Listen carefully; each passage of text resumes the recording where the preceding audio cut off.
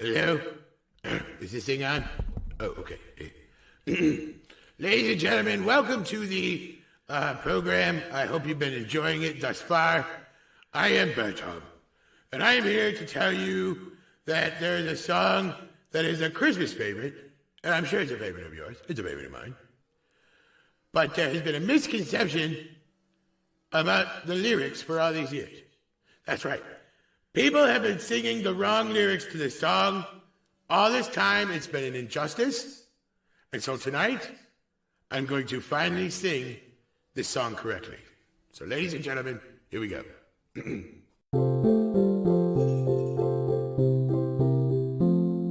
Jingle bells, I do not smell, and Joker did not get away. The Batmobile didn't lose a wheel, and Robin didn't lay an egg. I don't know how the fuck he could lay an egg. He's a kid. That's just weird.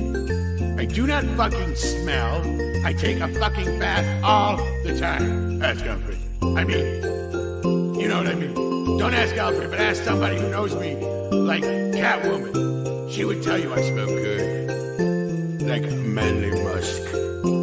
Especially after a night of crime fighting. I have a very manly musky smell when I take off my suit. There's lots of sweat. And the ladies love it. They love the bad sweat. It's juicy. So that, my friends, is the actual lyrics. I do not smell. The Joker did not get away. Robin can't lay fucking eggs. And the Batmobile never lost a wheel. Unless you're talking about Batman Returns, when it did, and I turned into like a single vehicle, like it was really cool. Remember that? Oh, song's over. This way? That way. Which way? Okay.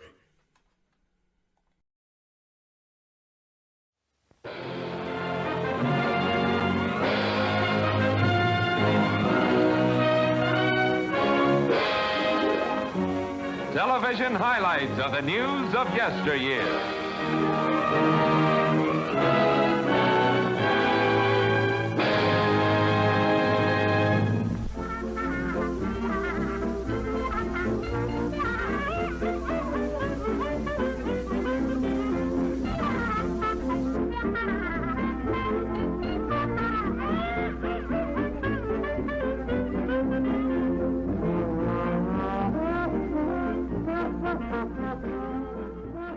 Good evening and welcome everybody to the weekly wrap-up. I'm Tom Connors.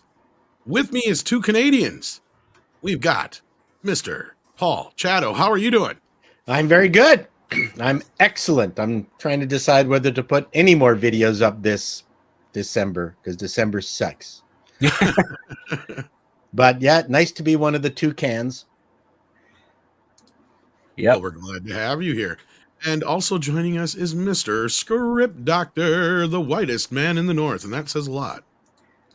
Yeah, it does. Happy to be here with you all in cold, freezing Canada, which it's cold.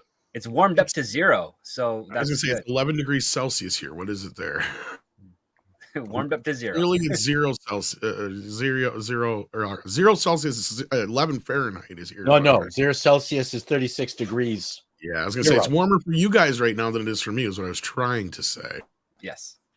Indeed. And Eric welcomes us and says, "What's up, guys?" Well, welcome, Eric Wimberg. Thank you so much. We're about to talk about what's up.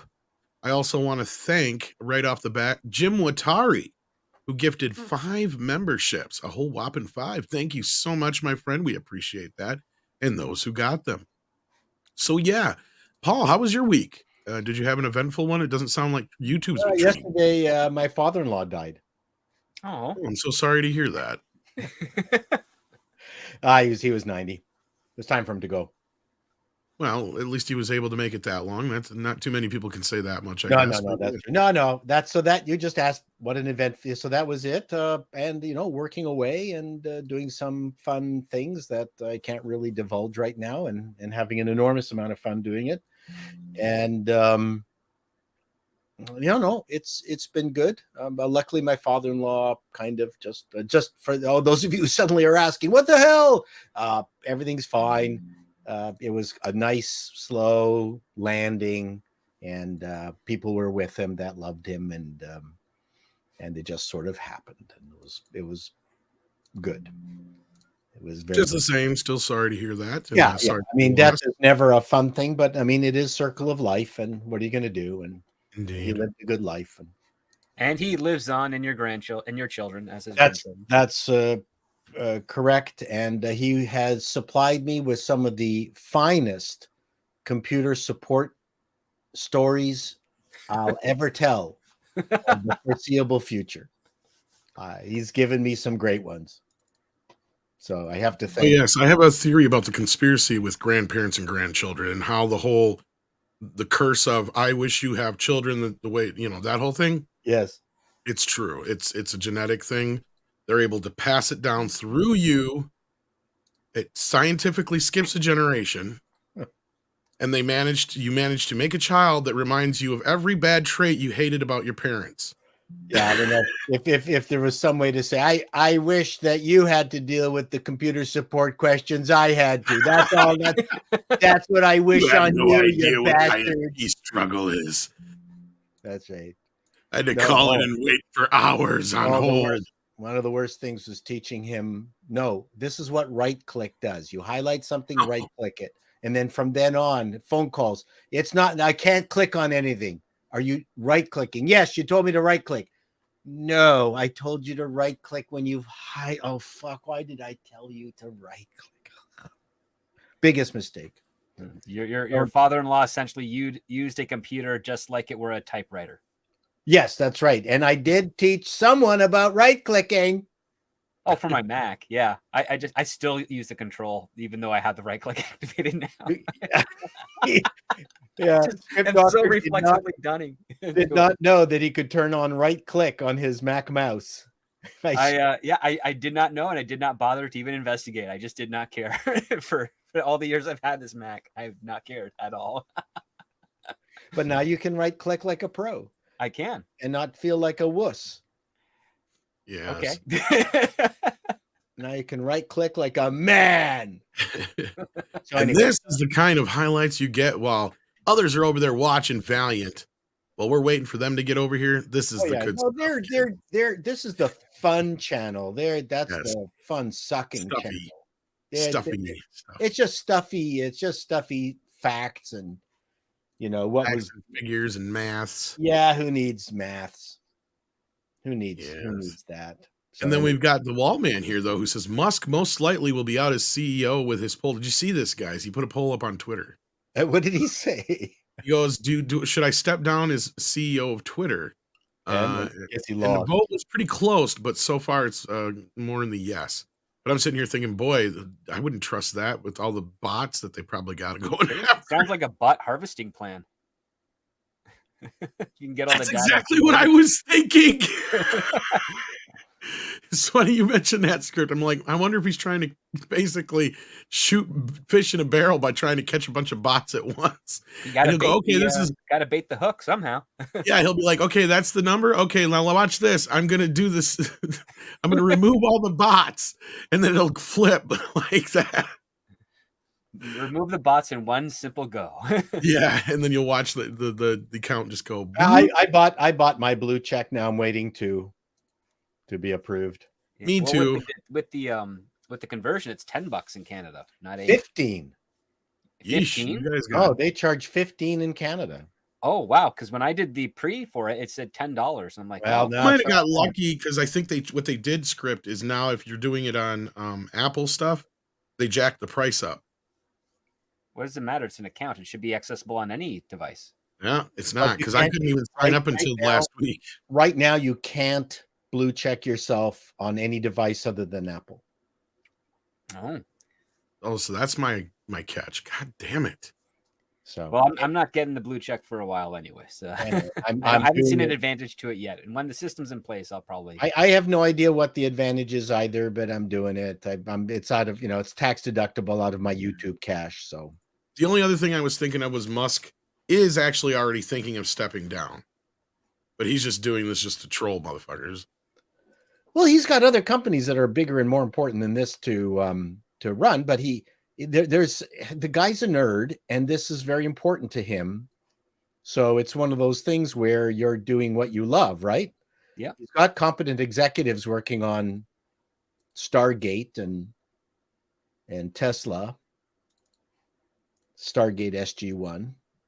Yep. Then there's the Starlink and the SpaceX, and He is going to be the guy to crack time travel and shit. Isn't And Starlink is fantastic. It really is a phenomenal product. No one talks about that when they go, "Oh yeah, all these things as he invented," but Starlink is bloody good. So One of these days, he's going to come out on the stage and he's going to go, "Hello, everybody. Now, you think I'm here right now, but I actually did this 12 minutes ago. yes, that's right. And I'm actually in the future now, and you're going to see me. Oh, here I come around the corner." well, he might break the Hello. universe because the theory is that two people cannot occupy the same space and time. I've been dead for 15 years. Let's test that. Yeah, let's test that. Boom, and we're gone. So yeah, it's definitely interesting. I think either it's the things I've been writing or maybe the progressive friends of mine have just disappeared. I don't think they like me anymore. I think they've had it with me. I think you've had, okay, Paul, I think you had a moment like I did a little while back. And there's actually, here, let me see if I can find this comic that kind of partially might explain part of how you feel. Let me see. I actually blocked one progressive person that I've known for a while, and he just blew up at me. And I went, okay, I don't need this. I don't need to be called names. Well, that's kind of the biggest thing, right? Like, and if you throw any of that kind of back at them, they act all kinds of like, who the fuck are you to, Well, I'm still a well-known personality amongst many in this country, and people say, I'm so disappointed in your attitude, Paul. No, I've always thought this way. Yeah. I don't know. Maybe this kind of explains how I kind of fell into this. Yeah, how the middle begin. Both sides have some good points, right? You are right. Yeah, thanks. Why are you siding with the bad guys? Yeah, well, that's pretty much it. Yeah, I mean, there's idiots on both sides. It's just a question of who's willing to have a civil conversation. You can say it both ways, exactly, right? And that's just it. It's And different. Both sides are different. They both react differently. There are more trolls on the right that are just doing it for sport, and I just block them. They have no interest in any kind of discussion. Then there are trolls. Yeah. Then there's the people on the left who just do not want to discuss something that questions their commitment to their belief. And I've already talked about that concept. It's not the belief. It's not the belief or the topic that they believe that they have put all their energy and emotion into. It's their commitment into that belief, and it's that commitment that they don't want challenged. And I'll get people blocking me once I question their commitment on the left. But on the right, I have the people who have chosen to be civil, whose opinions I don't share at all, have continued to be interested in debate on the right, which is I find interesting. So I don't agree with them. They're not part of my crew, but they're not blocking me. And they've been civil. And even though we clearly disagree on things, but not on the left. Not on the left. Once you question their commitment to an idea and they don't like it, you're blocked. That's it. Done. I'm not. Yeah. Their commitment to their agenda is so thorough that they don't want to discuss it. So it's it's fascinating. So, and it's funny and that's what that cartoon is showing, that, on the right, I have found more people I've been able to have reasonable conversations with, which is interesting. Don't ask me why. And that's exactly it. Cause like I would run into roadblocks constantly with people who I used to think were my friends or I used to agree with. And it's like, oh, the moment you don't agree with them, you get correct this. And again, you're right. It's not just a one-sided thing, but it definitely is lopsided. And somebody asked where I got this from. I just found this online, but it's credited to Paint Grease. It looks like they're on the And sometimes it can be a single topic too. Right. There's an awful lot of people in the L and the G and the B categories who the people on the right have been defending the notion of, and I don't want to get into it. Right. Sex is real. Biological sex is real, and lesbians, gay men, and bisexuals have been finding more allies on the right with that. And it's such an important topic that they're at least, joining together on this one topic, which is huge for them. Well, in my observation from both sides of it and all angles, especially having friends in the LGBTQ community, and I'm sure you too. Oh yeah, I got enough. Yeah, is that I think what a big part of it is yes, the right was always technically resistant and very against and gay held, marriage. the marriage as a sanctity to them, all that kind of thing. And it finally loosened up. And what happened was the moment that that side finally opened up and allowed things to change and were more tolerant, there was a swath of people in a group, mainly in the let's say T community, without going too deep into it, that were really kind of using that as a means to further other parts that even other people in the LGBTQ community were against. And that's where you've seen this, it's just spilling out. And it's taking shit one step too far. It's like, it's okay. You can do whatever you want in your house, in your life, do your thing, love who you want, marry who you want. Yeah. But once you start messing with people's kids, that's when shit starts to get hairy. I mean, there's a whole bigger issue we're finding. Exactly, yeah. A narcissistic group. And my stand-up joke is, do you know why radical T's are assholes? It's because they're men. You're not wrong, in a way. So whenever I've told that to a potentially tough crowd, they go, okay. I know that's what's funny about this whole thing is like so many people are so anti-man, yet they're so accepting of a man who is culturally appropriating a woman, and I don't understand it. And I mean, it's fine if you want to do that with your life, but that's how the joke works, because they're committed to not liking men, and then when you say that, wait, okay, how do I get out of this? Well, I don't like men, but he's just said something. Wait. And that's what he said. You know what I mean? Yeah. Anyway, we don't have to cover that. That was a good way to get out of that. It'll get segue. We'll get out of that one. All right. So what else is in the events? Well, we've got more soup chats here. Let's see what we got going on. Julio Scissors says best trio since Rush. Well, thank you. Yeah. Considering 2/3 of us are Canadian, I think that's fitting. Yep. So what instrument would we be playing? Who'd be on drums? I would. I only have one arm. So that's from Metallica. Who's the guy? Was it the band? Def Leppard. Def Leppard. Neil Peart. Yeah.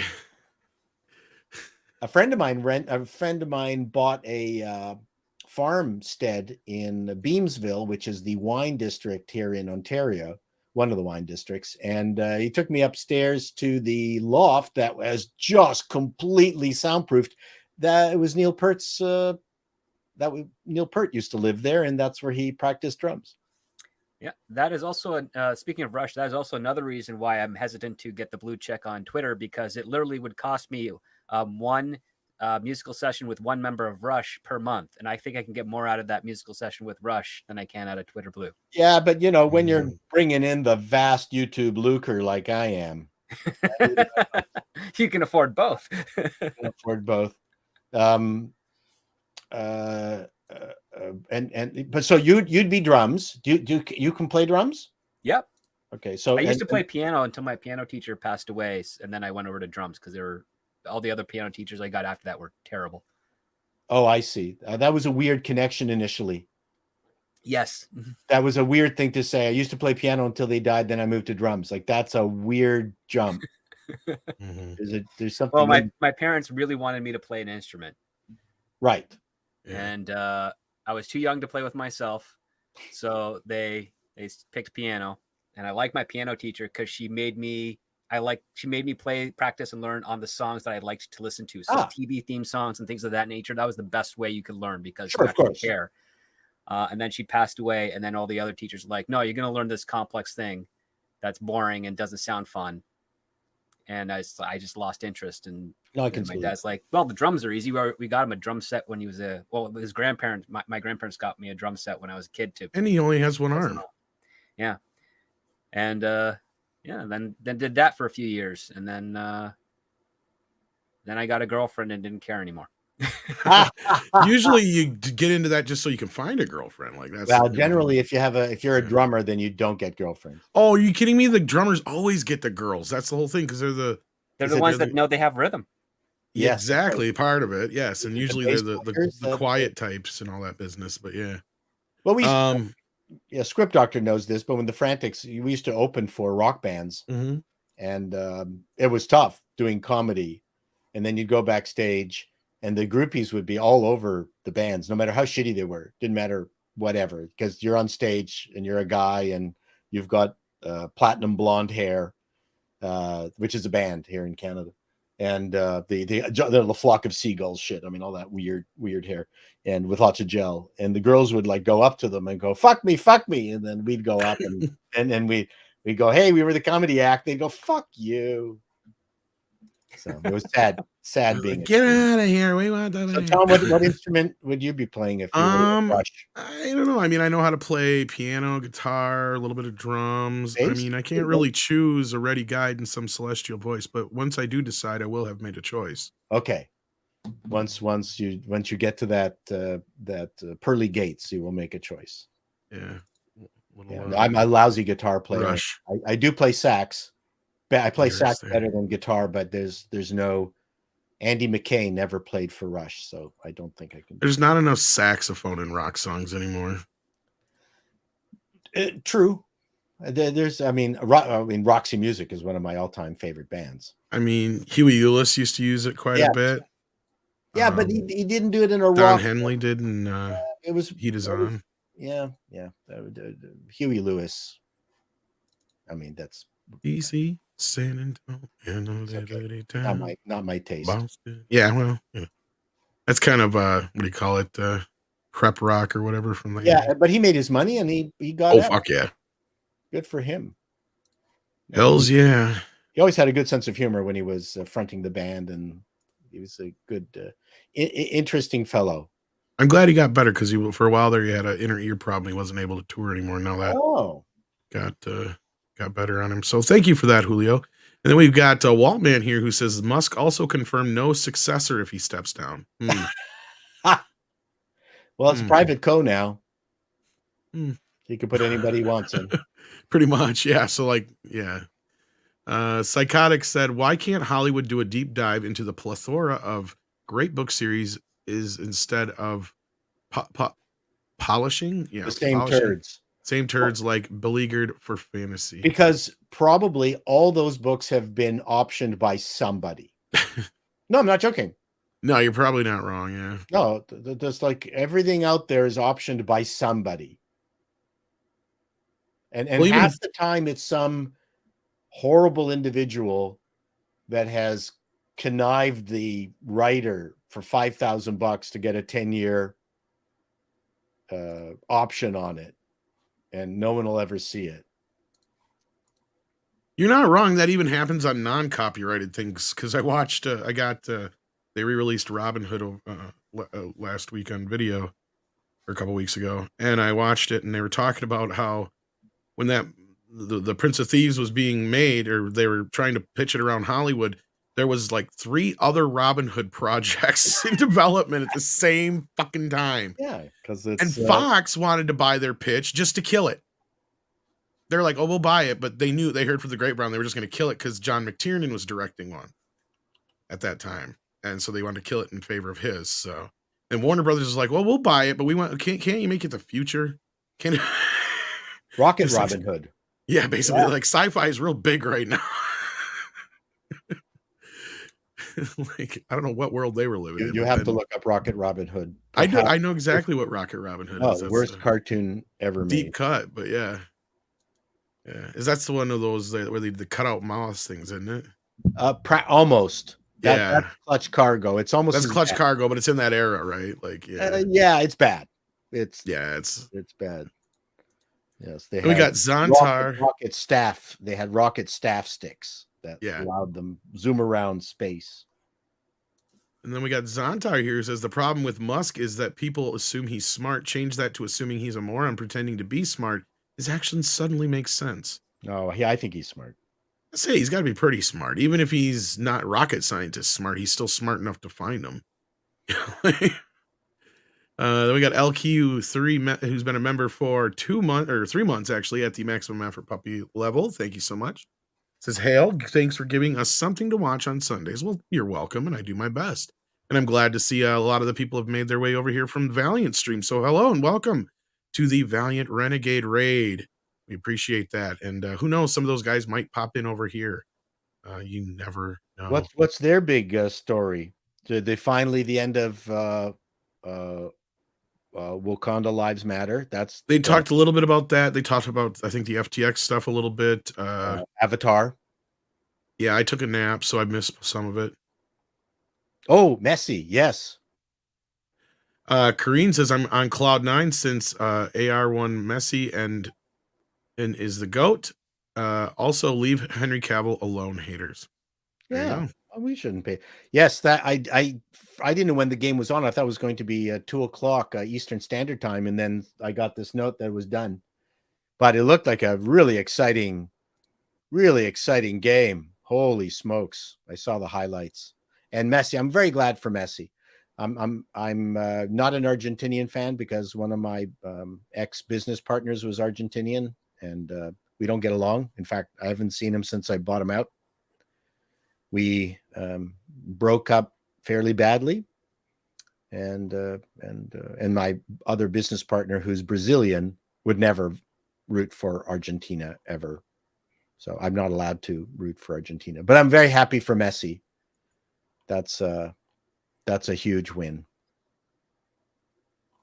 There you go. I'm not a football person or anything like that, or baseball or softball or anything. Oh, really? You're a sports? I mean, I used to watch baseball and stuff like that and football, but like, I'll tell you. I mean, if you're a sports nut, it can like American football anyway. Yeah, but I mean, it can consume your entire life. That's the problem with baseball, yeah, because when you got a game almost every fucking day too. Well, at least with football, it's once a week. If you have one team, it's like Saturday and Sunday. Yeah, but usually you got to worry about one main game usually. Oh yes, if it's your favorite, yes. Right. Like to where like when I was like following the Brewers, like that was insane. It got to be a point where I'm like, I can't be watching, and I started just tuning in around. I'd kind of know when the show would start, and then like I'd wait until I knew it was going to be around like 7th or 8th inning, and then I'd tune in. Because at that point, unless something's going on and you hear about it, it's like I'm going to sit through all that. Well, you got to make sure that you have, your relationship. You got to pay attention to the person that you love. I mean, it's well, there's that too. I mean, my dad was one of those though. He could sit there and watch sports all day long, no matter what. And it's like, how can you do this? To me, it gets boring after a while unless I'm invested somehow. And he finds ways, I guess. Gambling? No, he's never been a real gambler. Funnily enough, he just, he just finds somebody to root for, and he's good with it. He's always been a sports nut, though. The business guys that finish the week and then Saturday play a round of golf all day, and then come home for dinner, and then spend the entire day Sunday watching sports. It's football's like his religion, though. Like, I mean, he watches almost every game. So, yeah, that's just your dad. Yeah. And you get along with him? Oh yeah. No, we have we have some similar interests, but not many that overlap. But it's kind of the same thing with my kid, and that's kind of where I was joking earlier. Like more of their interests overlap than mine and his. Does he ever tell you to get a real job? No, he's actually kind of surprised at how this has turned out. He's never been one of those that's been discouraging about that kind of stuff, like like especially music or anything like that. If anything, he's been too pushy. Like, when I was younger, he'd get a little too pushy with some of that stuff. But like, yeah, but it is what it is. Huh? My mother freaked when I told her I was going to become a comedian. My dad would have been like, "Good, get on Leno or something." That's the trick. My dad saw Rick Green and myself perform at the Nervous Breakdown Coffee House, and it was an evening mostly of lesbian poets, except for us. Although you could have disguised yourself quite well. Yeah, and afterwards, Dad, we sat down with Dad, and he said, "Can't you get Alan King to help you with your act?" Because you just have to have his number, right? Yeah, I just happen to have Alan King's number. Thanks, Dad. You're in show business now, so you got Alan King's number. Yes, Red Green from the Red Green show. Yep.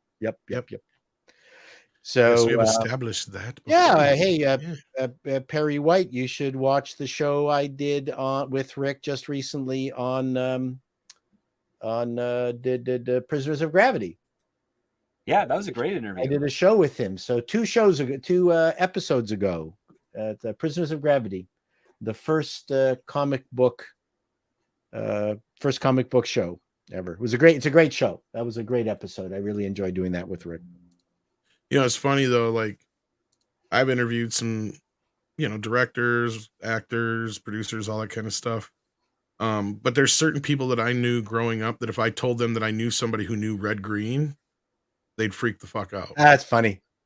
Because he is huge. Like, that's what I'm saying. Like, I know a lot of, like, I get some of the Canadian stuff because we get a lot of that kind of, like, the Youpers is another one here that we get. And I mentioned that to other. Be smart, be handy.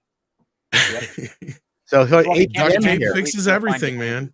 This APM here is absolutely right. Most of my gay friends are actually much more right than they are left these days. Yeah, let's read this out loud just so APM gets his 449 pounds worth. I'm one of these in the so-called LGBTQ community, gay man, far more in common with the right nowadays. Yeah, I can see that, as Paul said too. Yeah, because the left have gone fucking nuts. The left have left. That's the problem. Exit stage left. Well, and that's just it. They become because I was always kind of one of those left-leaning people that was, on the left that was kind of leaning towards the middle. And that's the kind of thing is I noticed, and that's what kind of really pushed me out of it. It wasn't even so much anybody in the right. It was the fact that I started noticing that the left was becoming every last bad thing that everybody said that was going to happen if they let this thing happen. It's like, you guys are becoming your own worst enemies, kind of like to tie it into entertainment talk, which is kind of what we're here for. Kind of like with the Woman King thing when people laughed at what's her face for saying, if you don't go see a black lead and a black woman leading a film about black people, they won't make them in Hollywood anymore. And people laughed about it. I'm like, yeah, but you know what? She's kind of right, because it will become a self-fulfilling prophecy after a while. And it's kind of the same thing here. It's like, you're almost becoming the worst thing ever. I'm reminded of was it Michelle Williams or whatever that came out on the Oscars, and she thanked the fact that she could have an abortion for getting, it's like, are you fucking kidding me? That's a wrong place to bring that shit up, lady. Now you've just solidified everything that everybody has said bad about it. It's like, I don't even want to get down that angle, but that's what really pushed me away though. Well, people don't like being lectured. Exactly. Yeah. And the point is that we have to celebrate whatever incremental changes the society at large is capable of absorbing. What happened was, and this is Douglas Murray said this, that the train of goodwill arrived at the station, the left hijacked it and just kept it going. And I'm generalizing. There's the notion that there's so much left to fix that we got to press the gas harder. And the point is, it's like a glass of water. You can only put so much salt in it before it doesn't dissolve the salt anymore. Yeah. And society deals with these things slowly. And from the 60s to now, there has been a massive change. And rather than celebrate that and joining together in celebrating those changes, the left have decided that it's not enough. We need more. Yep. Yeah. You gave us an inch. Now give us a mile. Correct. Yes, we do need more. That's not the issue, but we can't do it at the rate that you're demanding. Yeah. Not without disrupting so much. And Correct. not only that, but becoming exactly what they're claiming everybody else Correct. is at the And same just time. celebrate the victories that we've won. I thought that's what the early 2000s were kind of getting to, like, right? Like, I mean, we started having a little bit more equality in marriage. The civil rights thing was kind of almost, Yeah, you not know, everybody believes things. I no. went to Western Canada and I heard some racist things that Oh, of course, yeah. I went, oh my God, this is not I heard happening. some shit. I'll be honest. I heard some shit during the presidency of Obama that I could have never believed would have come out of some people's mouth. I'm not going to lie, but not Sure. at the rate that some people are trying to pretend. Right. I mean, it's like, okay, if you're talking to like a small percentage, and that small percentage is already showing their ass. You know what I mean? It's like most of the time it's that same uncle that pissed everybody off at Christmas. You know, so what's the fucking difference here? Nothing has changed, really, in that respect. But Yeah, it no, just would be nice to celebrate together the victories we've no, got. and I agree with you, and that's what I'm saying. And I think that if that's where we were at, I think you're right, Paul, 100%. Things wouldn't be as topsy turvy as they are right now. But of course, the politicians, they can't see us all getting No. along, No, and that's what got us here in the first place. Yeah, and politicians like to pitch people against each other. Exactly. Well, that's how they make a living, basically. That's right. That's exactly Because that's right. what I always used to say is they noticed that we started to realize, you know, it's not a race thing so much as it's a class thing, and it's it's them against us, and the man in quotations was them for a while, and then they got smart and they thought, oh well, if we put white in front of that, then they'll then things will change again, and that's exactly what they did. Is they just put white in front of man, and it changed, you know, the focal point of what they were, you know, upset about. So instead of going after government, now they're just going after white men in general. It feels like so. Well, I tell people that there's what is it that people talk about? White supremacy. There's white supremacists, but I argue with people. No one's countered this. I've told people, no, there's no white supremacy. There's only majority supremacy. And in a civilized society, all you can do is hope that the majority aren't assholes. That's So if you go to Nigeria, is there black supremacy? So, you know, it's a question of wanting to create victim groups and join those victim groups. And I mean, it's a conversation I don't want to go No, but that's a very good point. You're absolutely 100% right. And you talked about salt a little bit earlier getting dissolved. Speaking of salt, Triple X Hypo Triple X says these pretzels are making me thirsty. Yeah. New York pretzels, man, they're salty. The salt's bigger than the pretzel. Look at this. Look at this. The salt is eating my dog. It's so big. Put some mustard on it. Yeah, that'll drown it out a little bit. Yeah, put the mustard on. It'll put some hair on that chest. You need some. Soft pretzels are great. Yes. Oh God, yeah.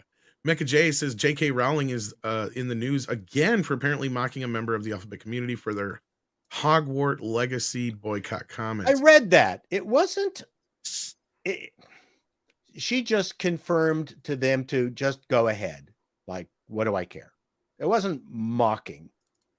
But the one thing she did do that was interesting is that Scotland, which has gone straight fucking nuts, has in their public rape crisis centers allow self-identified women to go in now. Well, that's just going to encourage disgusting people who think that they can find some easy targets over there. Well, that's the issue. And JK, in her wisdom, opened up private, or at least one private women's shelter that is only for women. And the left in Scotland are freaking out because they don't think that it's fair to not let individuals with penises in there. And the most telling thing that came out is that members of the trans right activist community has now have publicly stated that they're going to find a way in. Now, that's an interesting and telling statement. That's how you got into those situations that need crisis centers to begin with. Correct. So why are they mad? Why are they And not mad? Because they constant need confirmation they constant need confirmation that they're apparently women. Is that the because they issue? want to be able to lie like LARP in real life, no matter what, on part one level, Correct. and the other level are those individuals that were trying to avoid, access to certain situations that could put somebody who is vulnerable, as Script said, in another position they don't And need to and be and in. I feel badly for the vast majority of trans people who just want to stay under the radar. Absolutely. And then a lot of them are starting to speak up. There are certain groups that, look, that's the thing, I is hope. most of them are smart enough to look at it like the bathroom situation. If you're an innocent person and you have no, ulterior motives, then guess what? Every bathroom has a fucking toilet. Sit down to piss. Nobody's gonna fucking say anything to you, whether you're in one room or the other. But if you're not worried about the other thing, then why is it such a fucking big deal to be confirmed in that way, Because like these Paul are just said? the TRAs are narcissists. Exactly. And like I said, it leads back They to this have a life mental affirming. disorder Yeah, that they absolutely demand they demand that Affirmation they from. have the Yeah. right to LARP. And the exactly. J.K. Rowling thing was interesting. I came up with an idea that all women in the world, biological women, should stop buying makeup entirely, and then it'll be really easy to tell the trans. Yeah. You'd be able to tell the trans women instantly because they'll be the only ones wearing makeup.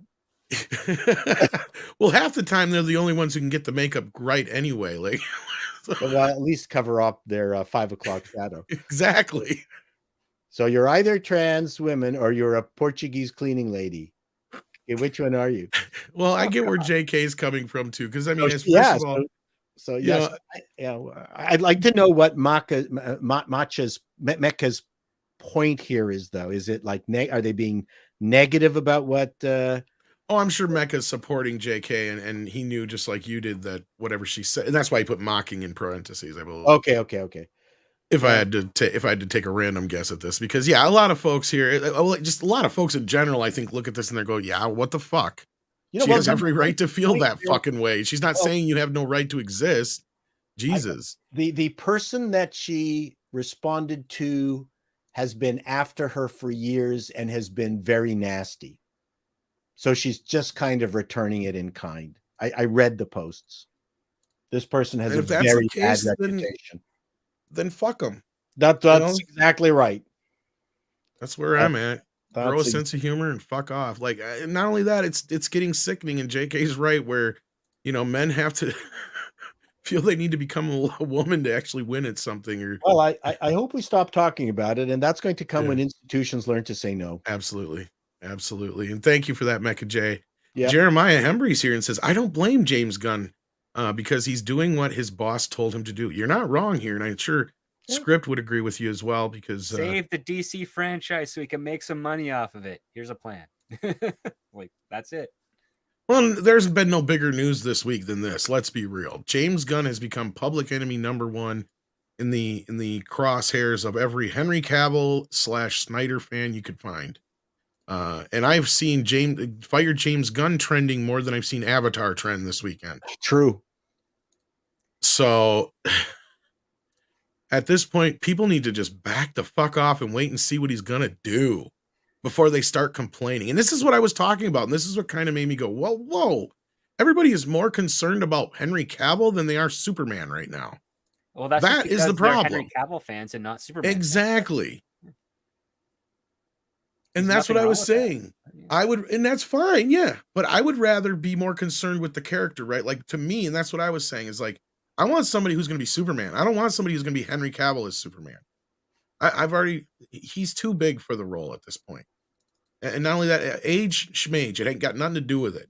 Even if it had nothing to do with the age at this point, I think you're right, Script. Gunn needs to completely burn everything to the ground, start all over again, and leave everything in the past alone, and just move forward.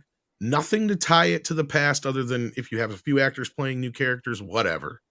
But I say all of it has to go. All the way down to Battinson.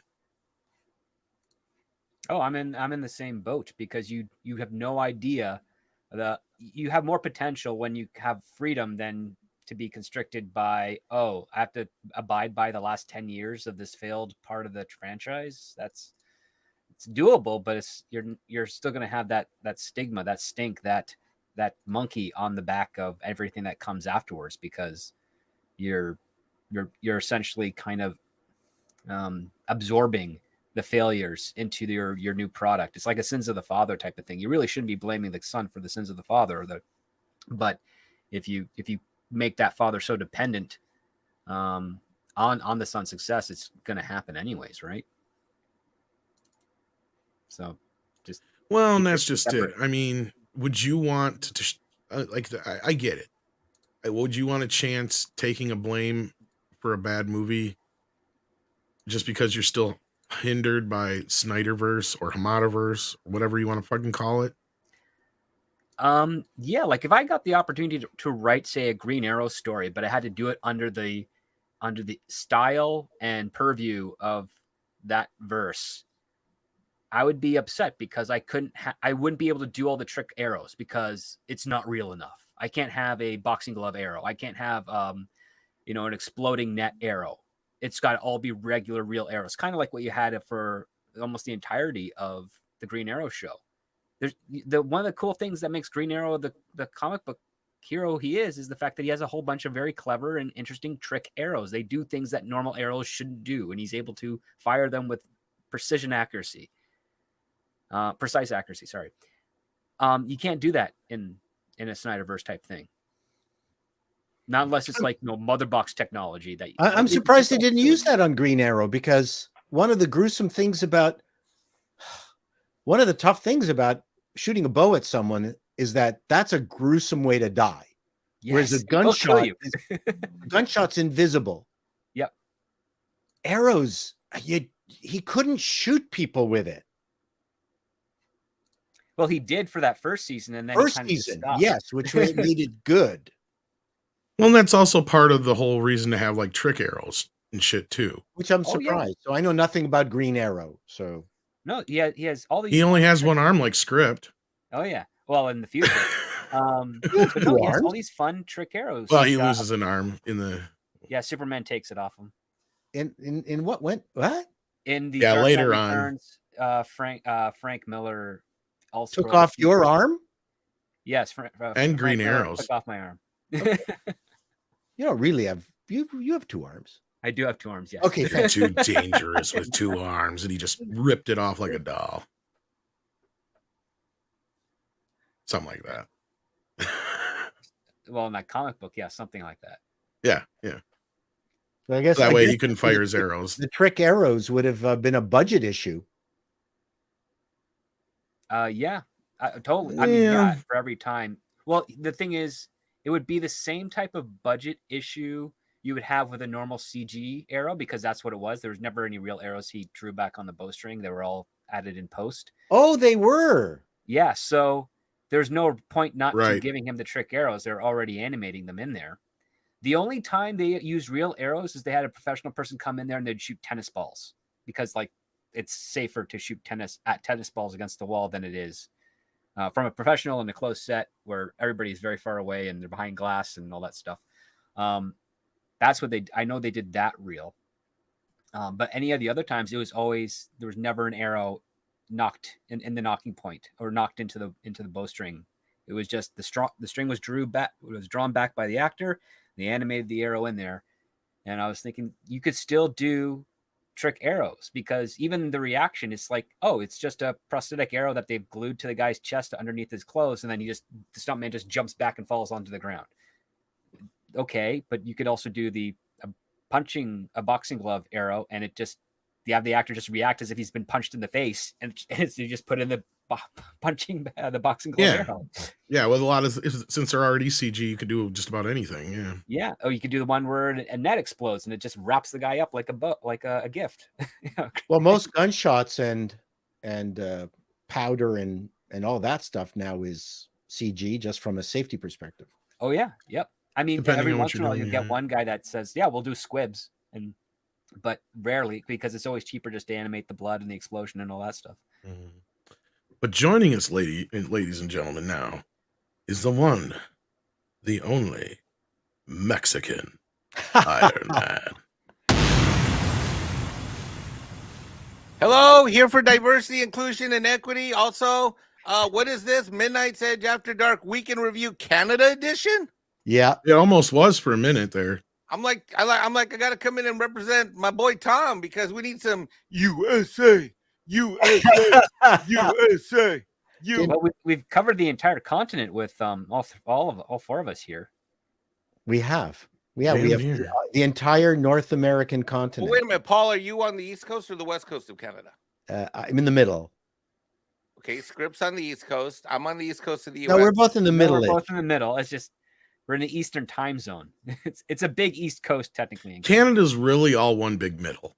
So you're basically in the Midwest of Canada. I guess it'd be more on the eastern side of the Midwest. Yeah. The Saskatoon is the midpoint in North America. I've already gone across. Yeah, okay, we don't have any California Pacific representation. No, we just have. No, but they've all moved out because of taxes and things. Yeah, and I don't blame them. Well, we may have some other representation coming in soon, but yeah, we were just in the middle of super chats, Mike. Oh, sorry, I'll shut up. No. I just know that's your favorite thing to do. If you want to read this one right now, since you're here. Hi, guy. Hunch the Dirty Roofer for $10 US says, "Hey guys, a possible interview or guest for y'all. Tyler Gray, an EP and tech advisor for the show SEAL Team, a former Spec Ops guy, now in film and TV. Part 1. I know who Taylor Gray is.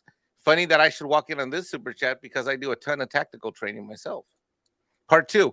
That show had the ability to do things other action shows couldn't due to the high number of former operators on the crew.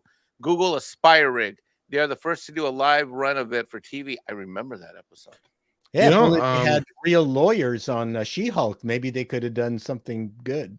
That would have been fantastic. Yeah. Well, write that down, Mikey, and that's definitely something we'll look into. In fact, I do plan on doing a lot more interviews and bringing people on and stuff like that when I get caught up with the interviews I have in the can. Because I'm very embarrassed. Shoot, I'll put that on my own work plan. Even though I don't need any more work, I'll put getting a hold of Trey on my work plan. I'm sure one way or another. Yeah. Through my tactical connections, I don't know anyone in the SEAL community. Well, and I know that Paulie's still trying to work some stuff out with a few people yet too. So like, the only SEALs I know are at Marineland. Well, ladies and gentlemen, we also have another guest joining us, and they work for fish. From way down in Louisiana, close to New Orleans. Back up in the woods among the evergreens. There stood a log cabin made of earth and wood, and it hailed valiant renegade. How you doing? And Johnny be good. I just tagged you in something on Twitter. You guys have got to see this. It's it's great. Like I said in the post, regardless of what you think of him personally, as a celebrity, Tom Cruise is the GOAT. You've got to see this thing. It's a brand new one. I saw this earlier. Yeah. Okay. Yeah. It's another one with him and Chris McQuarrie jumping out of planes. I don't know if Culture's going to pop in for 2 minutes or not at all, but I should save this for him. But no, he doesn't do meat shows. Yeah, not when you're around. Yeah. I don't know what it is, what he has against Mexicans, but if there were a morning show with Andre and no Mexican Iron Man, he'd be here in a split second. Yeah. Of course. So yes, as usual, Tom Cruise has to show us just how fucking nuts he is. Here we are over stunning South Africa, and we're filming Mission Impossible: Dead Reckoning Part 1 and 2. But I didn't want the year to end without thanking you all for coming out to the theater, and thank you for supporting Top Gun Maverick. Hey, here's Chris McQuarrie. Writer, director. Hi, everybody. Hey, thank you. Hey, listen, we really got a room. We got to get this shot. Oh, yeah, we're filming. We got to get this shot. All right, are you coming? Not on your life. Good luck. Okay. Whoa. Just casually, like, see ya. Thank you for supporting Top Gun Maverick. As always, thank you for allowing us to entertain you. It truly is the honor of a lifetime. Yeah. Very lucky. So, I gotta get back to work. We gotta get this shot. You have a very safe and happy holidays. We'll see you at the movies. See, I would have said, God damn it, I cinched these straps a little too hard. The biggest movie of the year arrives on Paramount Plus. That's great. Absolutely awesome. And that is how we lost Tom Cruise. Well, he landed safely. We just can't find him. No, I be saw back that in round earlier. three. That's He's running back. It's going to be a while. Yeah. No, I don't think he's going to have too much to worry about when it comes to losing this year's top spot. What do you guys think? Do you think Avatar, even though it's managed to haul in close to a fourth of what it needs to at this point, you think it's going to do much more than that? Overseas, it's had a lot of luck. On this side of the pond, though, It's like not so 100 much. million domestically, 130, something like that. 135 135 million. yeah. Yeah, not. In fact, it's only roughly 40 or 50 million more than what the original opened with back over a decade ago. So that's not too good. Well, that's Considering the the inflation higher and ticket everything. prices. 2009 Avatar opened with about 77 million in its opening weekend. This opened with 135. Yeah, so closer to 40. Yeah. Yeah, I mean, look, this is movie, as I've been cautioning people, it's definitely going to have a much more robust set of legs than your typical MCU Phase 4, especially film. And I've kind of been of the mindset from early on, looking at this, looking at Top Gun Maverick, I think, especially after this weekend, my best guess as of now, and of course this is subject to change depending on how well this goes during the week, next weekend, and the week after, is that this movie is probably, it has a good chance of approaching a comparable run to Top Gun Maverick, with the exception of China, of course, because that market was not available for Maverick.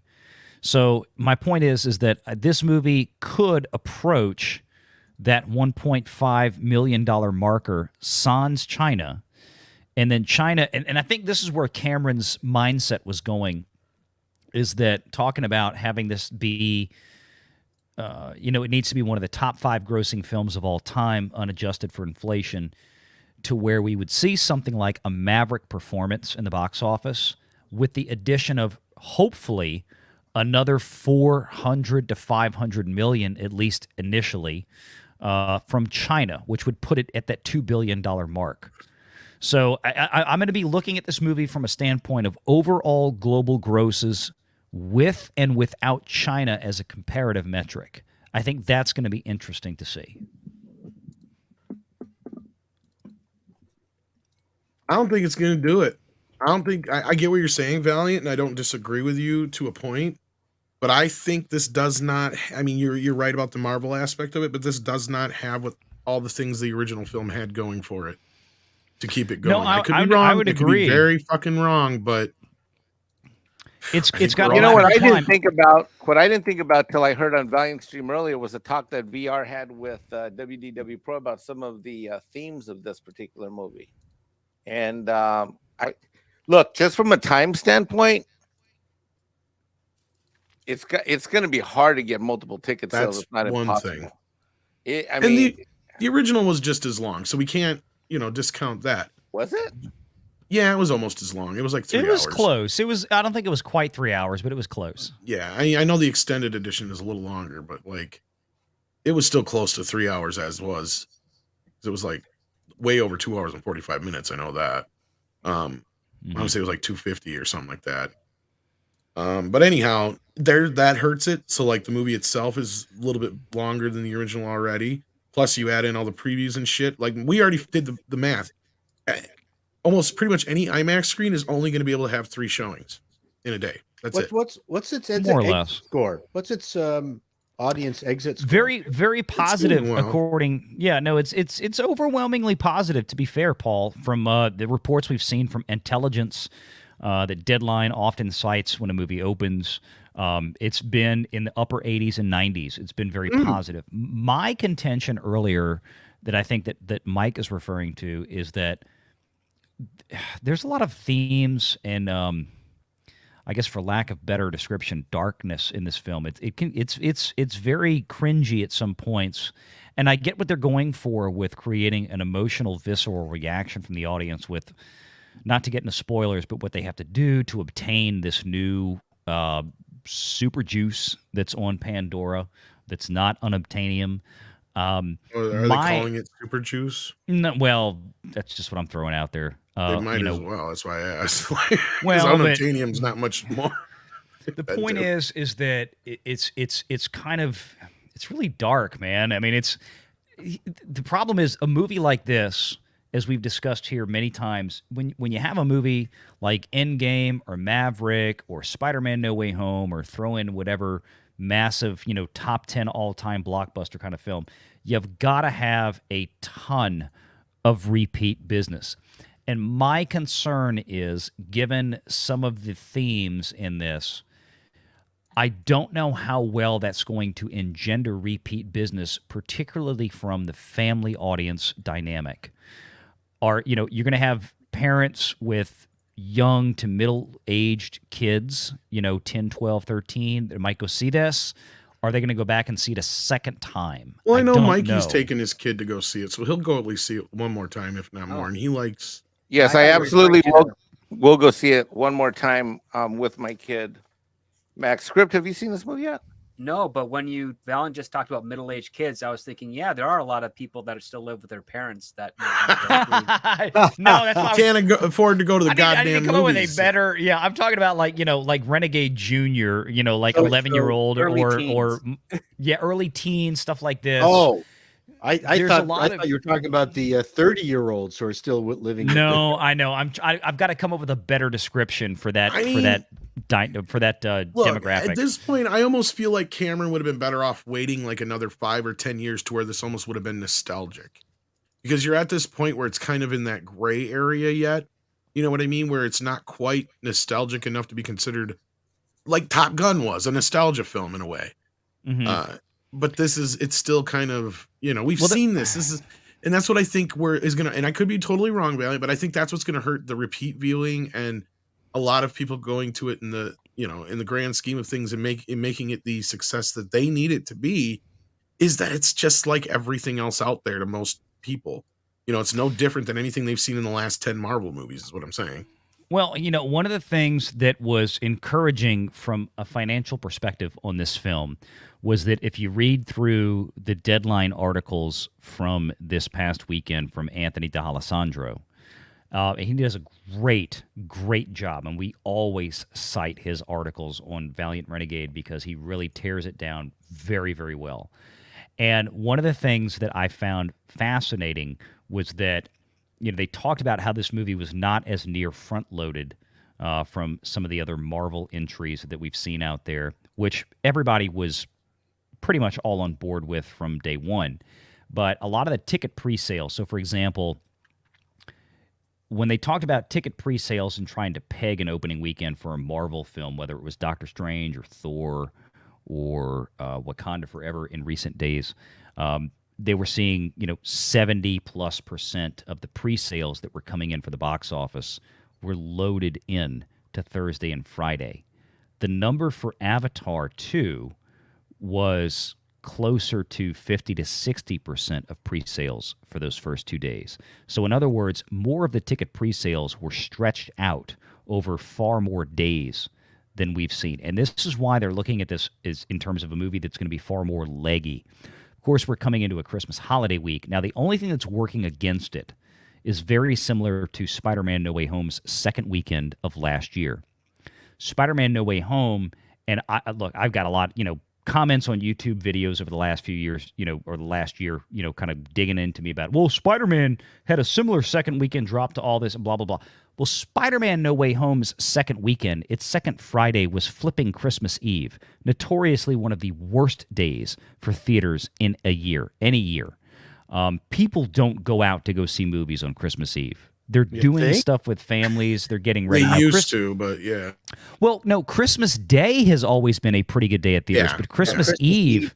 No. Oh, yeah, Christmas Eve night, no. Christmas Eve is a nightmare for films, but Spider-Man still managed to rack up $19 million on Christmas Eve last year. This year, Christmas Eve is on a Saturday, which is really punishing for this movie. Christmas Day, of course, then being on a Sunday.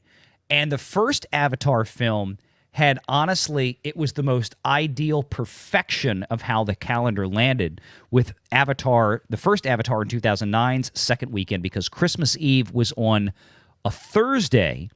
The second Friday was Christmas Day. The second Saturday was the day after Christmas, and the second Sunday was December 27th.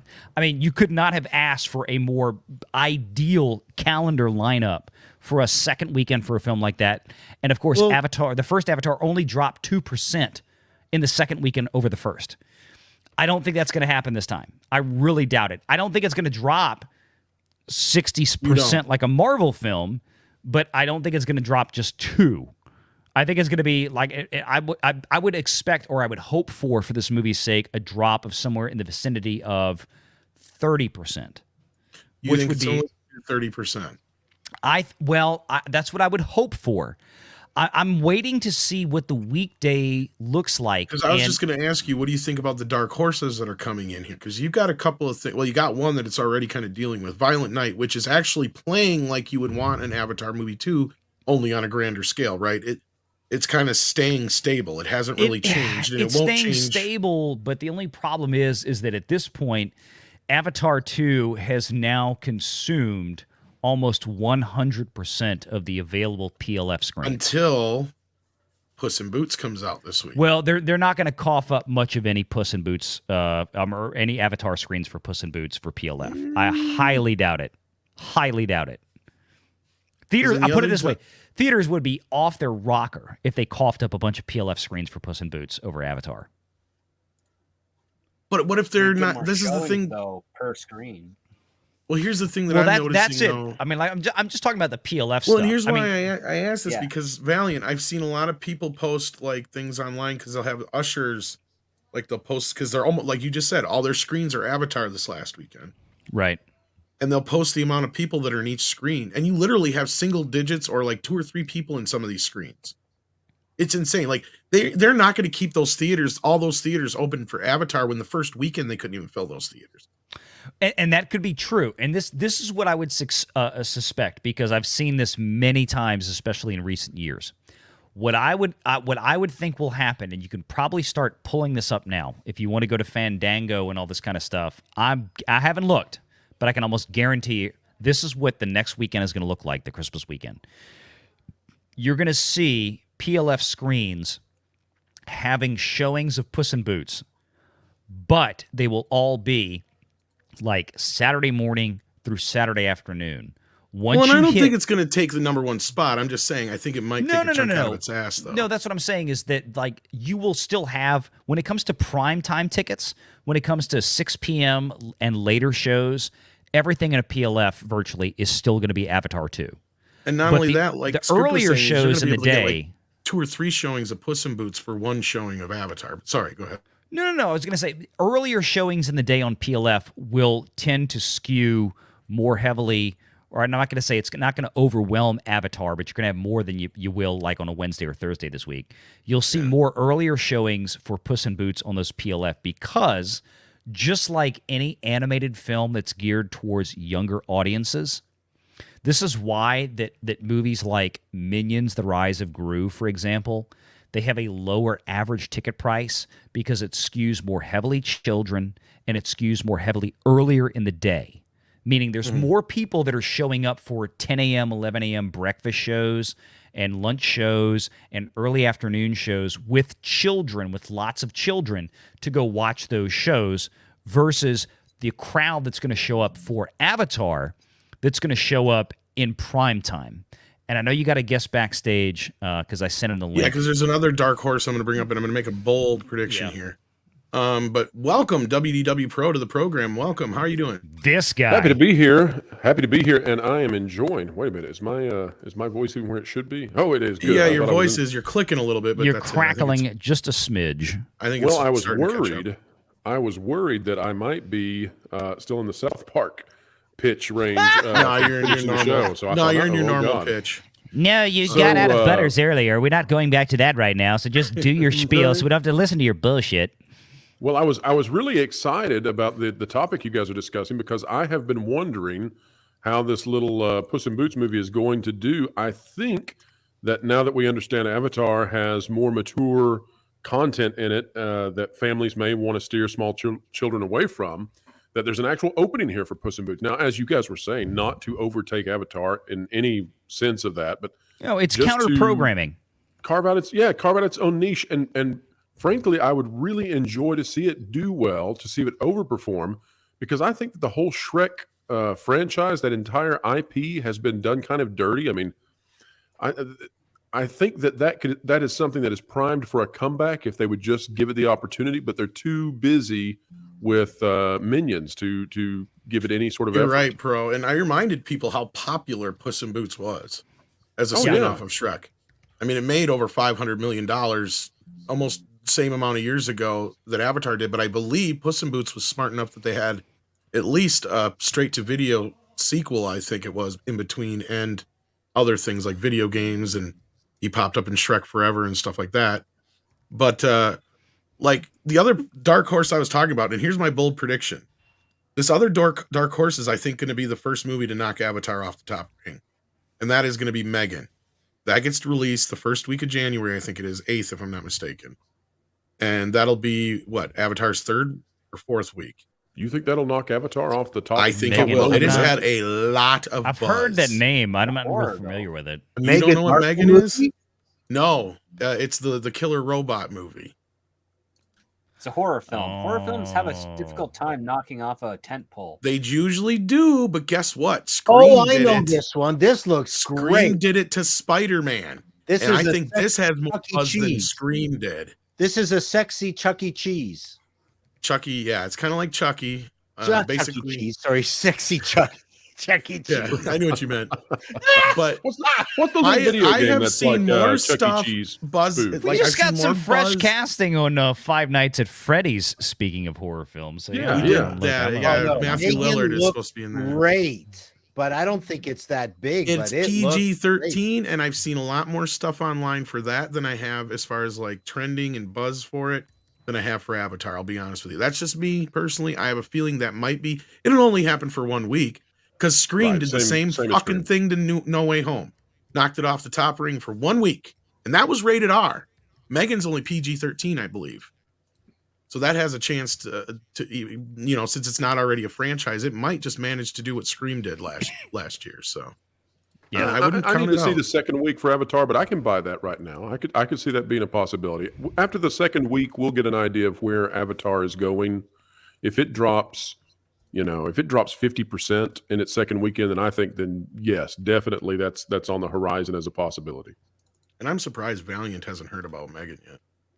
No, I've heard the name. I've heard about it. I've just It's a 3 I like really this, didn't. yeah. I didn't He know thought much it was of what it was. That's the problem. That's the Well, what you Yeah, have is that it's really Megan Thee catching on with the Stallion, kids because exactly. she does this dance thing that's from some video game that kids are into. So that's another reason why it's catching on Does Instagram. she do a and stuff. Fortnite dance? I think that's what it's from. It's either Fortnite or one of those things. Well, watch when you talk about Fortnite and kids. There's like that's now an old game. I don't remember which one it was, but yeah, see, exactly. Andre said the dance scene has already become famous and the movie ain't even out yet. Like, There we go. there's people already doing it online. And that's what I'm saying. It's getting the social media kind of shit that they love for these kind of movies. So I wouldn't be surprised in the next week or so we start seeing a push for this movie. They're going to maybe get some money behind it. So we'll have to wait and see. Yeah. Well, we got a couple more super chats here. Let's see what's going on. We got Waltman who says, but Lost Boys still believes the song had the sax. Yes, it did. I told you, Rock is missing the sax. Needs more saxophone. Saxophone. Well, that's Well, the E Street Band. It needs more Yeah. cowbell.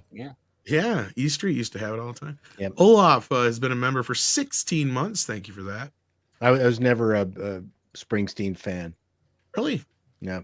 I got a 57 Chevy. It's parked in the back, but the engine isn't working because I have to get more money to put some leather into the back seat of the glove compartment, and the steering could Oh, that's be right. You're maybe it could be Canadian. fixed if I put some oil in it. There's some. You're So you so have- un-American. No, it's okay, Mike. They have their own Bruce Springsteen up there. He's called Bryan Adams. No, he's an Israel hater. That's awful. It's kind of true. Oh yeah, he is kind of the Canadian version. Yeah, he's the discount Bruce Springsteen. Bruce Willis or Bruce. Jesus Christ, I just Bruce because we were talking about Die Hard last night. Now I got a part 2 here, so this means I might have missed a part 1. Let me look here, Hunch. I'm so sorry if I did. No, I'm we 6 I read it. Did we read this one? We read this. This is the part 2 that I read. I read them both. Yeah. Okay, you did get them both. Okay. Yeah. I don't have a 6 tonight, so I'm so disorganized. Oh yeah, Tripping you just have a Mexican because he's so inferior. Are you signed in? You were signed in No, to not Valiant. exactly. See? Wow, way to embarrass me on a live show. Use Mexican Iron Man, not 6. He's cheaper. Well, he's not signed in. And come mow your lawn unfortunately. for you. That's what you think. Wait till I send you my tax and accounting bill. Yeah, you're right. We got Tripping Orc who's become a member. I can't see. I didn't see which member it was, so we'll just do a maximum effort driving the boat, puppy. There we go. Nice. Thank you for that. And then we got Action Com here who says Turner Classic Movies YouTube channel has released Turner Classic Remembers. I saw you tagged me in that. Thank you, Action Com. I believe that was you. 2022 to remember film professionals. The past, it's very good. At least it didn't have Bill Murray deliver a eulogy to the tune of ZZ Top's LeGrand. Got the Academy. That was. Did you see that last year, Paul? No. That had to be one of the most cringe-inducing. Was it last year or the year before they did that? Oh, really? One of the most cringe-inducing things I'd ever seen in my life on the Oscars of all the stupid shit they've ever done. They did the in memoriam section with like this presentation. You know, it used to be just real tasteful. They'd have, you know, this year we remember those we lost, and then they have whoever step off stage. It goes dark. They have I will remember. You know, they have that whole thing. No, not this time. They had people come out and talk like about the persons. Then they would have, you know, a little montage. And in one part, they had Bill Murray come out to the tune of LaGrange and give a eulogy basically for, I was going to say Harold Ramis. It's not Harold Ramis. Reitman, Ivan Reitman. I'm like, this has got to be the most tasteless thing I've ever fucking seen in my life. Like, it was like, I get you're trying to celebrate these people, but you're trying to be hip and cool, and it's coming off cringe as fuck. Someone wrote it. Yep. Hip and cool, probably not things you should associate with a eulogy. Just a heads up. Exactly. Yeah. Slightly. It was bad. And Culture knows what I'm talking about. You saw that, didn't you, Culture? John Cleese's eulogy for Graham Chapman is at the top of the list. If you can find John Cleese's eulogy for Graham Chapman. Oh, that was amazing. That was a classic. But your Culture, you know what I'm talking about, right? The eulogy thing they did at the Oscars. I didn't get to see it. You know what? I'm glad. You know what? I could probably find it. No. It's Valiant bad. has to go. So ask him. Oh, he does. Okay. Concentrate on VR. Well, no, please. You don't have to. No, you can't. Okay. He already gets enough fucking attention. There we go. Damn it. Luca Rock says off topic, but Razorfist claims that Alan Moore wanted the audience to side with Dr. Manhattan in the end, not Rorschach. Thoughts? Well, Now I want to go back and watch The Watchmen again tonight. Well, I mean, the ending's pretty simplified. The ending was Omicron. What's the guy who manipulated Dr. Manhattan to actually Adrian. Ozymandias, Yeah. So, wow. I don't know. I kind of like how the movie simplified it a little bit. It's basically, Dr. Manhattan gets what Ozzy's doing. He's bringing peace to Earth by having a massive disaster happen. By killing everybody. Not everybody, but a large, destroying the mostly densely populated New York City. Yes. And trying to get the world to unify around that tragedy because it wasn't anyone on Earth that did it. It was an alien force. And Dr. Manhattan, on the other hand, that's kind of why I like the movie version of it, because it makes a little bit more sense. Because at that point, it puts Manhattan in the place of he can either not take credit for it or he can. And in his case, the way he sees the universe, he sees it as a greater good to just take the blame for it so he can unify Earth as opposed to letting the truth out there, which Rorschach says it doesn't matter. The truth should be known. And, this is a horrible tragedy, blah, blah, blah, blah, blah. So, yeah. But as far as more thinking you should side with Dr. Manhattan, I guess, this is the Watchmen is kind of an ending that's almost kind of like a therapy test or whatever you call it. Well, the way Osmandian played him I went, oh my God. What a nasty. Well, he really didn't play him in a way. He did, but he didn't.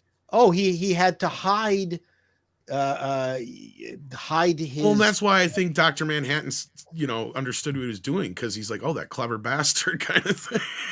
Well, also, Dr. Manhattan sees all of time at once. Yes. So he already knows the futures. So he is a slave Yes. to it. He can't make any choice on his own, really. Right. He's like That's a good point, Captain too. Marvel and stuff. Not anything like Captain Marvel and stuff. I'm sorry. Wow. Not really. We almost got Captain Marvel years ago. What? She was part Jennifer of the Lawrence? same deal. No, way before. Well, yes. It probably would have been played by Jennifer Lawrence. But during the deal for the Hulk, the Incredible Hulk and Captain America, they also made a deal for Thor, which he showed up in the Incredible Hulk. Doctor Strange, which he got his TV movie. Captain America got his TV movies. But Captain Marvel was also supposed to get one, and it didn't happen. And I'm trying to remember the other character they licensed at that time, too. But I thought you were talking about who else was playing Captain Marvel. no, I'm talking about we actually almost got a Captain Marvel years ago, like almost 40 years ago. Yeah, Like a I TV heard movie, that yeah. Toady Fields was up for it. Tony Fields? Toady Fields. Okay, none of you know that reference. Jodie Fields, he said. Toady Fields. Jodie With Foster. Jodie Is that, Fields. is that Spider-Man, who- that was it. Thank you, What about- dearest. Yes. What about Strawberry Fields? And we did get the Spider-Man TV movies out of that. Yeah. So, okay, that Toady Fields would have been a great gag if any of you guys knew who she was. Sadly, that is a little out of our purview. Yes. I apologize for that. Then we've got APM who says, being gay, I can say that the T's, at least a greater number, are a disgrace. Oh, and Paul, love that you enjoy Douglas Murray, gay hero. Yes, I love Douglas Murray, but not in that way. Very quick to qualify that answer. And Patrick gets it. So there you go. You at least got one member of the audience who got it. Oh yeah, okay. Douglas Murray's a super smart guy. Well, I meant the other One thing. person sprayed milk all Toady. over their computer. Tony Fields. Was she like on Ed Sullivan show? Who? Toady Fields? Yes. Oh yeah, Okay. Overweight blonde dancer. yes, singer. overweight comedian. Very. Okay. Yes, Okay. yes. Okay, all right. As soon as you said Ed Sullivan Still don't show, know. which is crazy No, I'm just at my age, is like, oh, we're have making no idea. Ed Sullivan references, and people on this panel get it. Yes, that's how old we are. No, I but was, thank I you. was. But it I took just you remember time. watching It took you some reruns of time. the Ed Sullivan show up here in Canada. So I was It was- really, really. It was just mandatory Oh. viewing up here. I grew up with my dad. Yeah. And then Well, just we've brag got about it. Why don't you?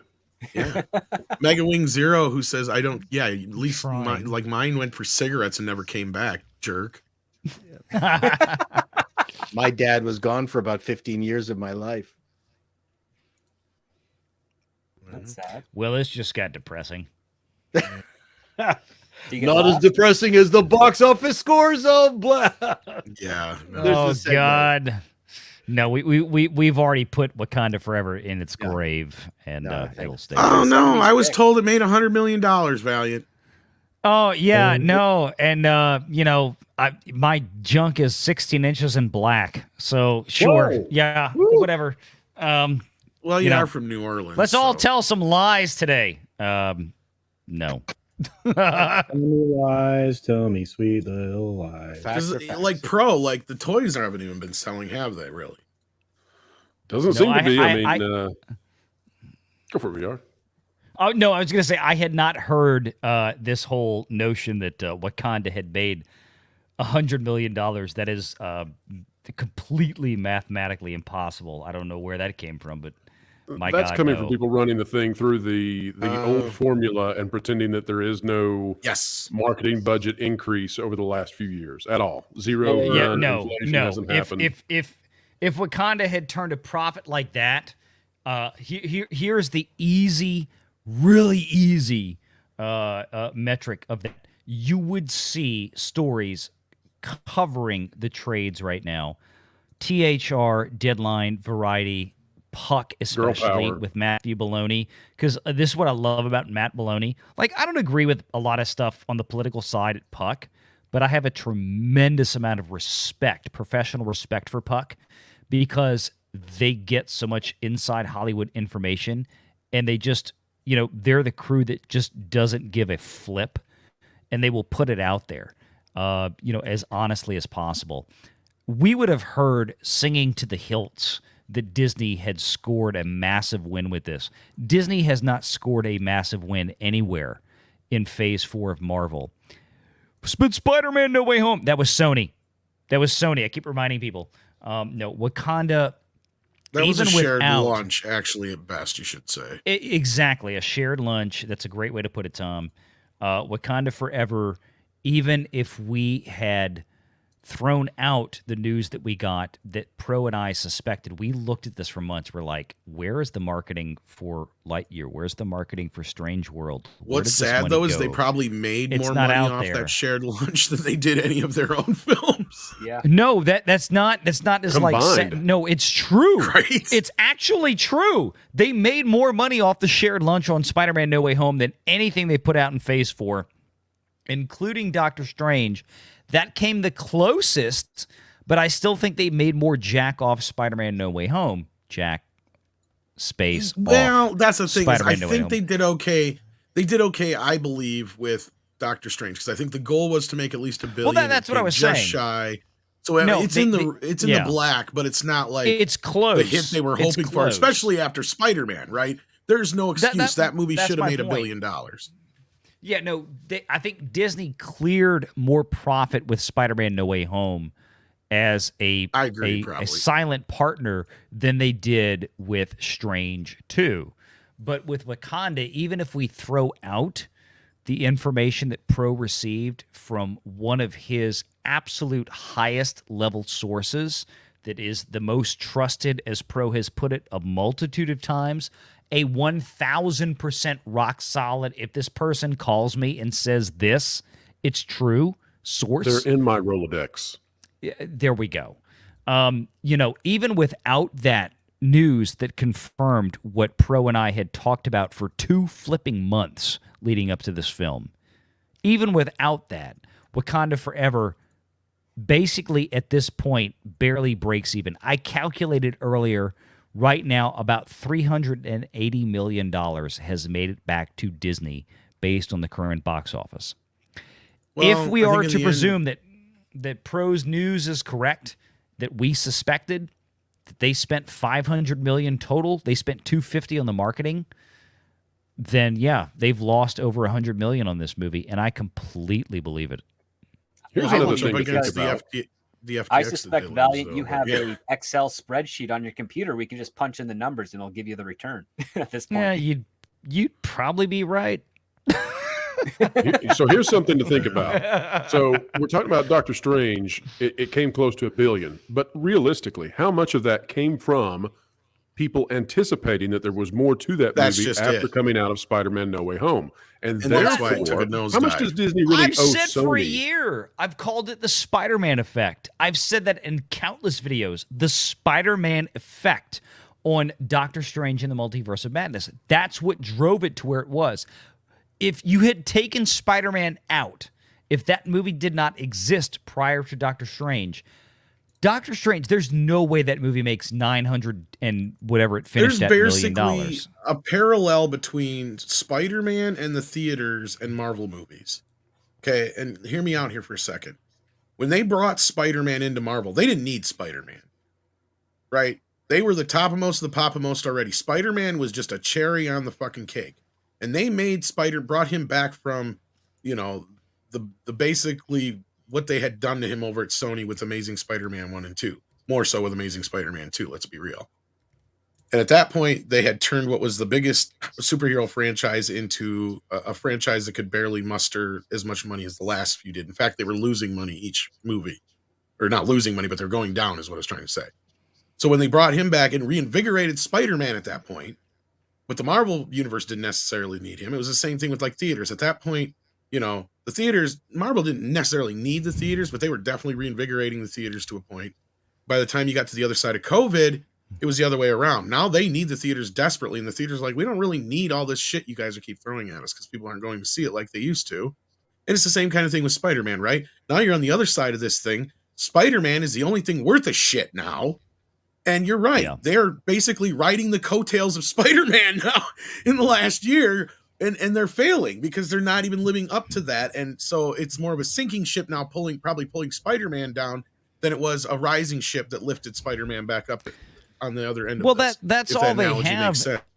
No, it does. It totally does. And that's all they have. And Pro has talked about this from his contact in the toy industry that we have lovingly referred to as Deep Toy. Go for it. Deep Toy. So, and look, it's all around that metric. You cannot, and as you said earlier, Tom, here's the thing.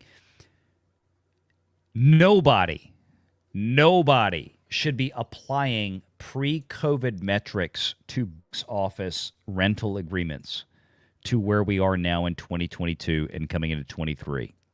No, the only movie that's been able to do that is Avatar, and they've even gotten a lot of heat for that. Well, Top Gun Maverick was able to get away. Here's the thing. Did they get 65 the first weekend or not? No. But I'm telling you right now. Oh, here's because that's the what Avatar's getting right now for the next 3 weeks. Well, not from AMC, not from the big guys, not from Cinemark. I guarantee it. You will not see that reflected. They may have been able to pull that out from a couple of small scale theaters that do not have the clout. But all of these box office places in North America, look, they're all members of the North American Association of Theater Owners, NATOonline.org, not the political organization, but the theatrical organization. They have been holding fast. You can go back and look at the news items. I think they tried to go out there and pull this. Now, the question becomes is how many of these theaters were they able to pull this from? I think it's probably, in terms of a weighted average, I think it's very small. Very, very small. AMC and Adam Aaron ain't playing these flipping games. Cinemark ain't playing these flipping games. They have made this very clear in their earnings reports over the last year. I said, in 2021, when the whole Project Popcorn thing was happening with Warner Brothers releases and Jason Kilar, who got soundly fired, by the way, because of Project Popcorn when David Zaslav took over, I said, look, there is no way in holy hell that these theaters are paying the same rental agreements to Warner Brothers for dropping these things day and date on their streaming services. And guess what? Sure enough, you look back at the financial reports, they were being pounded. They were being knifed. They were being prison shanked for day and date releases. Warner Brothers probably wasn't even getting anything more than 35% of the box office for everything in 2021 from what we saw. And 35% might be generous. It might have been closer to 30. The foreign box office was even worse because of the day and date releases. If we flash forward to now, we've seen what Adam Aaron has said. They punished movies for going day and date release. They punished movies for going 45-day shortened windows and then on day 46 dropping on streaming. They have since come to an agreement going forward that, quote unquote, that everybody seems to be happy with, right? That where movies and distribution will have an opportunity to gauge interest as the film releases in the box office and then figure out where does the streaming release go. So bottom line is they have things in these contracts now with theatrical exhibitioners that are going to be triggered based on how long it stays in a theatrically exclusive window versus heading to a streaming service for free. That's not to say that's the same thing as PVOD, like Top Gun Maverick, great example of this year of it didn't go to Paramount Plus. It's still not on Paramount Plus. It went to a premium video on demand for purchase and rental, and then about a month or two later it hit a physical media purchase and it still hasn't made it to a streaming service yet. All of this is factoring in. This old era of a domestic box office being able to squirrel out, 55, 60, 65% in opening weekend, bro, that's all gone. That's over and done with. It ain't happening anymore. There's nothing out there to suggest that it is. Again, there may be some smaller theaters that were bent over a rail to agree to this to get something like Avatar 2. But in the entirety of the box office, in the weighted entirety of the box office, it is a minuscule amount. You have to look at the big dogs, the AMCs and the Cinemarks, to really gauge what the rental agreements are. That's what really drives the revenues. So even if we want to be generous and we want to say that Avatar is going to pull away with 55 plus, maybe as high as 60%, let's be stupid. Let's be totally stupid and say that Avatar is going to get 60% in the aggregate of the domestic box office, which is not flipping happening at all, anywhere. Not in the aggregate. Again, there might be some isolated incidents, but not in the aggregate. And then we look at the foreign box office. Y'all, you got to get real with this. This is why places like Deadline Magazine and their quote-unquote industry experts for theatrical distribution use the AMC numbers. They understand that is the best publicly available data to make an educated decision on where this is with revenues and rentals. That's yeah, because a lot of people don't. Yeah, they just use a flat number. They don't actually understand that they only see a percentage of the outside revenue compared to the U.S. But anyway, I know you have to leave us soon. Did you want to talk a little bit about Henry Cavill before you go, or did you have to head out the door? Yeah. I mean, because I got Mega Wing Zero here who's got a super chat about it. If not, I was going to give you your exit. No, look, Henry Cavill, God bless him. I've said this. I said this earlier on the show today. I've said this on Twitter. Screw the old Warner Brothers regime, the Walter Hamada era, that whole mess at Warner Brothers. They are the ones who squandered the last 10 years. They are the ones who squandered the most perfect person ever be born to play the role of Superman. Don't blame David Zaslav. Don't blame James Gunn for this. Do not blame them. I mean, look, they're at a very shitty situation. They have to make some hard choices right now. You're talking about a franchise where they had to create a 10-year plan. Henry Cavill turns 40 years old in 4 months. That means by the end of this 10-year culmination, he's going to be 50. Yeah. It's just a reality of it. So if you don't like the fact that Henry Cavill is not going to be around for this new phase of Marvel, blame Walter Hamada and the old regime at Warner Brothers because they screwed the pooch hard. That's it. And you should blame The Rock for getting your hopes up a little too much, too, probably. Well, I mean, yeah, maybe so. And what you're responding to here is the Mega Wing Zero says with $5, I don't care about the Snyderverse. Erase, I don't care. It should still be Henry Cavill, not interested in an origin, but origin story. I think he means, but not an origin story. Do a Hulk. Well, that's a different universe. Actually, they might do an Incredible Hulk with this. That's what I suspect James Gunn's approach would be, is that he's been Superman for some time. It's still a couple of quarters. Yeah. It's his first time in Metropolis, or at least maybe he's been there a while. We don't know yet, but I don't see it being like Superboy in Smallville. He's already met all the major characters. That's basically your standard cast at Daily Planet. Mom, Pa Kent, obviously.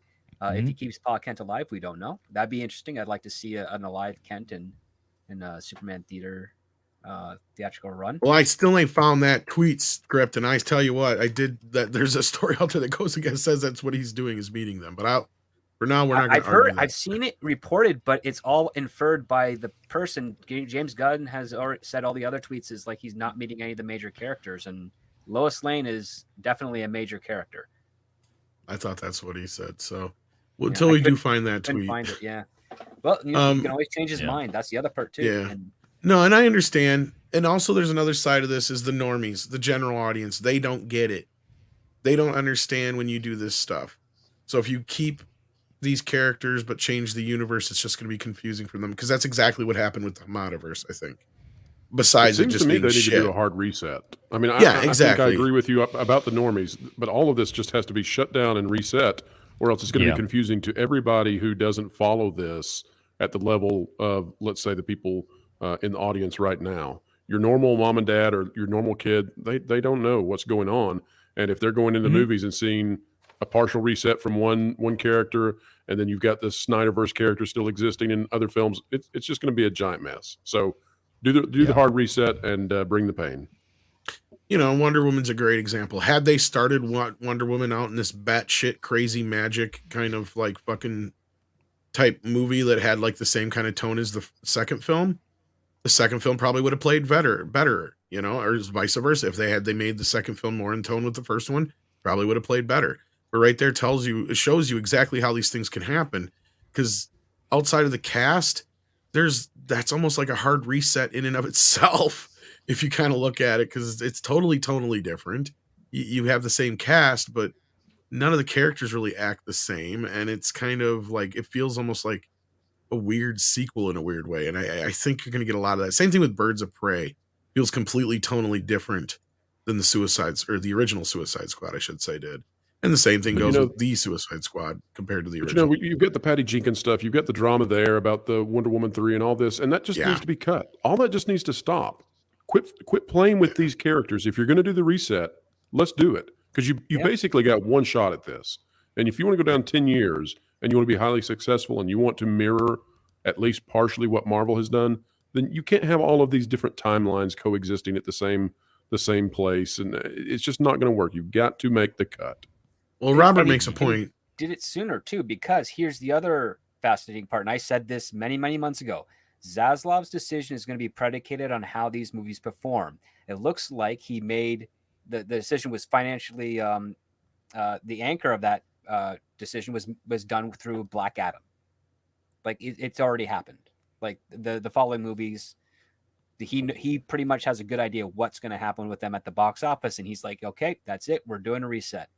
That could have even been the last test to see if the Snyder fan would come base out was really as big as it was. Yes. Yeah. Because they had tainted numbers on that. Sorry. The difference for me, and Paul and I talked about this on Twitter, and I don't know what you guys will think about this, but I think in order to keep the goodwill of the fans who hung in there through all this giant mess that has been the last 8 years of DC, I think I would have brought back those characters for one final film that would have led into a full reboot, reset. That's kind of what Flashpoint is supposed to be, I think. Well, I think that's the way to go. And I mean, that's one option. But the thing is, I wish Cloudburn Times was here because he could probably support this. It didn't work in the comics, and it'd be worse to do it in film.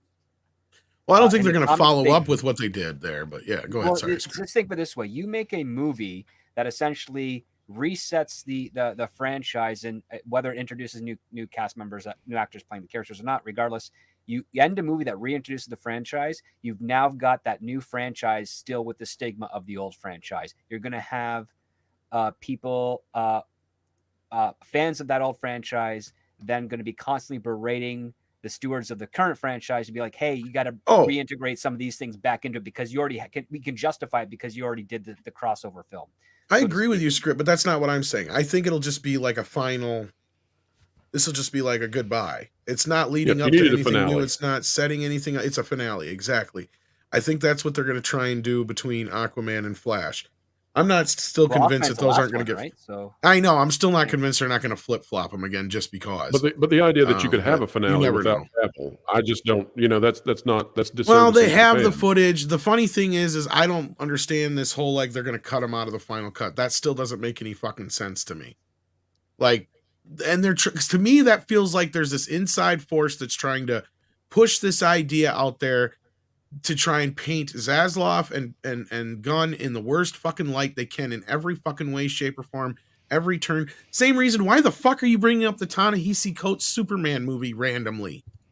Right? Why? Just because it caused a big disturbance in the force. That's fucking why. Because it doesn't matter. We all know, everybody on this panel knows That movie is never fucking happening. Why? Because every single other J.J. Abrams production has been shut down at Warner Brothers. Not a single fucking one of them is going forward. So why would that one? It makes no fucking sense. And you know, the thing with Pattinson here, just to get this before we take it off screen and let Valiant go. Like I've been trying to tell people this. Don't get so hung up on him. He may not be sticking around too goddamn long. And Gunn has already said, no, they are not bringing him into his DCU, which tells me he's done for. Don't expect to see him again. There's a reason why Zaslav, when he got that question, I said that if you think about it now, he goes, well, we see the Batman too. What did he say? He goes, well, I think that there's plenty of opportunities for people to see him. He's going to be in the upcoming Penguin series. So we'll see how it goes or something like that. He said from there. That tells me that he's not so sure that they're not hung up on getting a Batman 2 out there. That's what it sounds like to me. And that's, to me, that's what I've been hearing. Best off just doing, a hard reset, going from scratch at this point and making something totally new, because if they bring in, and I understand where they're coming from, if they bring in any elements from this previous regime, you're going to continue to have the stank of the stank of it, the Snyderverse crap going, you're going to have the social media campaigns from the Snyder fans saying, well, you gave us this guy from the Snyderverse, give us this theme from the Snyderverse, give us this exactly. You want to basically just tear off the band-aid and say, you had your shot, like what you've got so far. I'm sorry, we're going in this direction. No ifs, ands, or buts. I just like to say they should let Kathleen Kennedy executive produce. That'll fix everything. Let Jennifer Lawrence star as everybody. Kathleen Kennedy produce. There you go. Right. See, fixed. It's not about your fee-fees. Yeah, it's not about your fee-fees. It's about making frickin' money. Period. And if the previous iterations were commercially viable, there you go. We wouldn't be having this conversation today. That's the only reason Walter we're getting Hamada would Joker still be too, there, right? Yeah, I mean it's look, that's the bottom line. If you want the proof of that the Snyderverse and everything that's come before up to this point, post Nolan, between Nolan and where we are today with Batman and DC, it is not commercially viable because everybody that worked on it has been fired. Period. End of story. That's it. And if I was an exec there, I would tell Gunn and everybody that your break even is $500 million. That's your budget better be minuscule. Your break even is $500 million, because we have had very few movies above $700 million. Yeah. Really? Yeah. You're right. Yeah, that's it. Well, I'm sure one of Gunn's is I'm sure he was told you got to keep these budgets within a certain range. So. Right. So you have more character development as opposed to just a shit ton of useless CG. That's it. Spewing over everything. That's it. I'm absolutely tired of this. No more final CG fights. Although the final battle with the giant starfish it was good, but it was also quick too. That's the other part. Oh right? My God, was that funny? Yes. Holy smokes. But here's the other part too. So the Suicide Squad, the reported budget is around 185 million. So there's a lot you could do. You could probably do the same movie, cut it in half, and only have most of that money be in the Starro fight. I don't know where 85 of that million went, because it probably didn't go to Margot Robbie or Idris Elba. Went to the Shuck. Margot probably got a nice payday, because this is actually that would have been her third appearance. Yeah. Yeah, so she probably would have got a little bit. Yeah, but again, she got more if she'd been 100 million. In my opinion, that movie budget should have been 100 million for what it felt like. I only saw 100 million on the screen.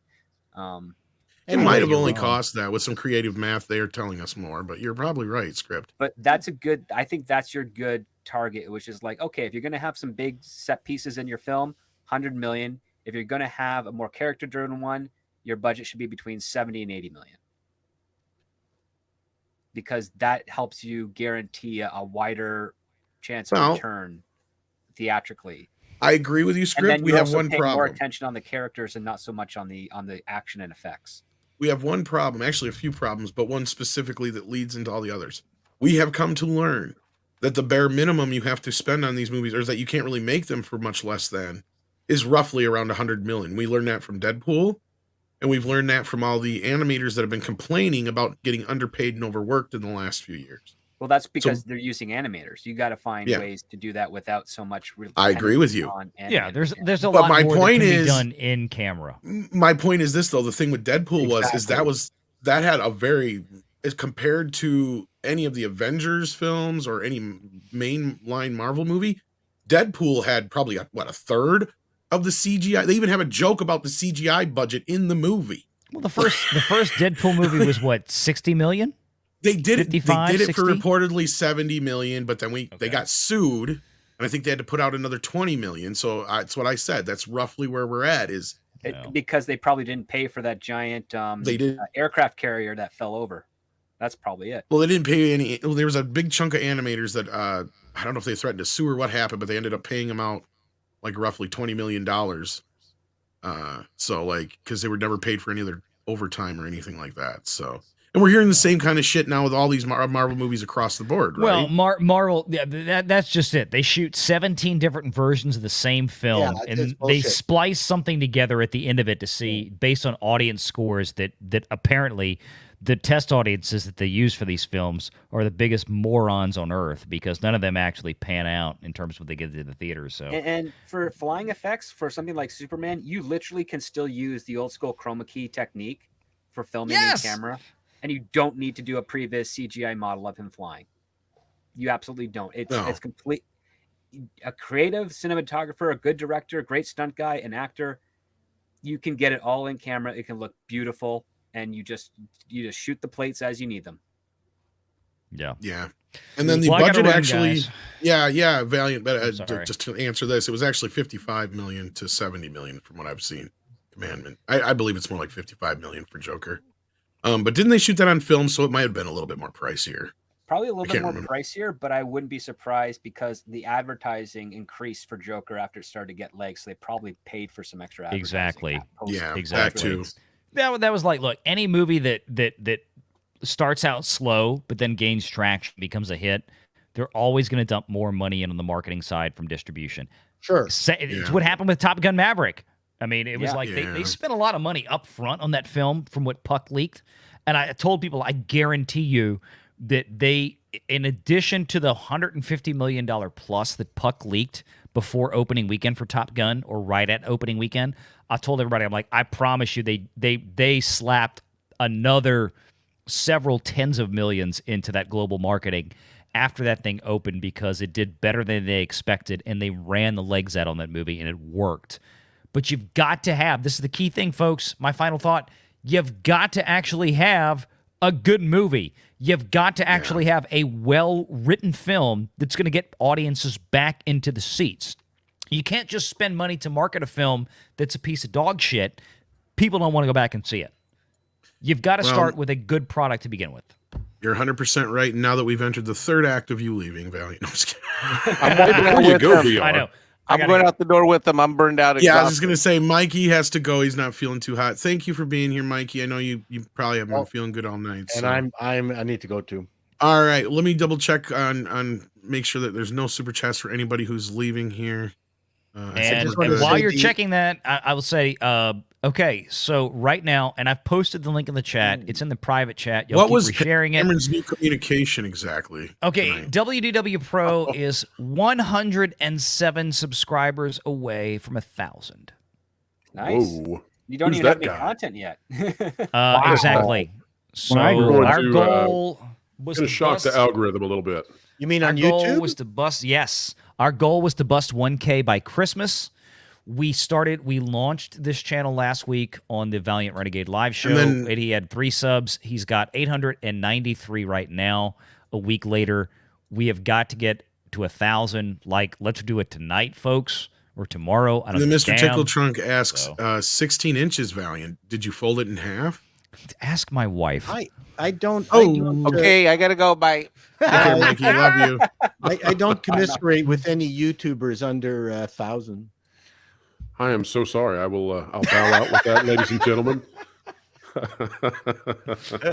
Because everybody knows Paul and Pro hate each other. That's right. Oh, we are mortal enemies. Yes, We are.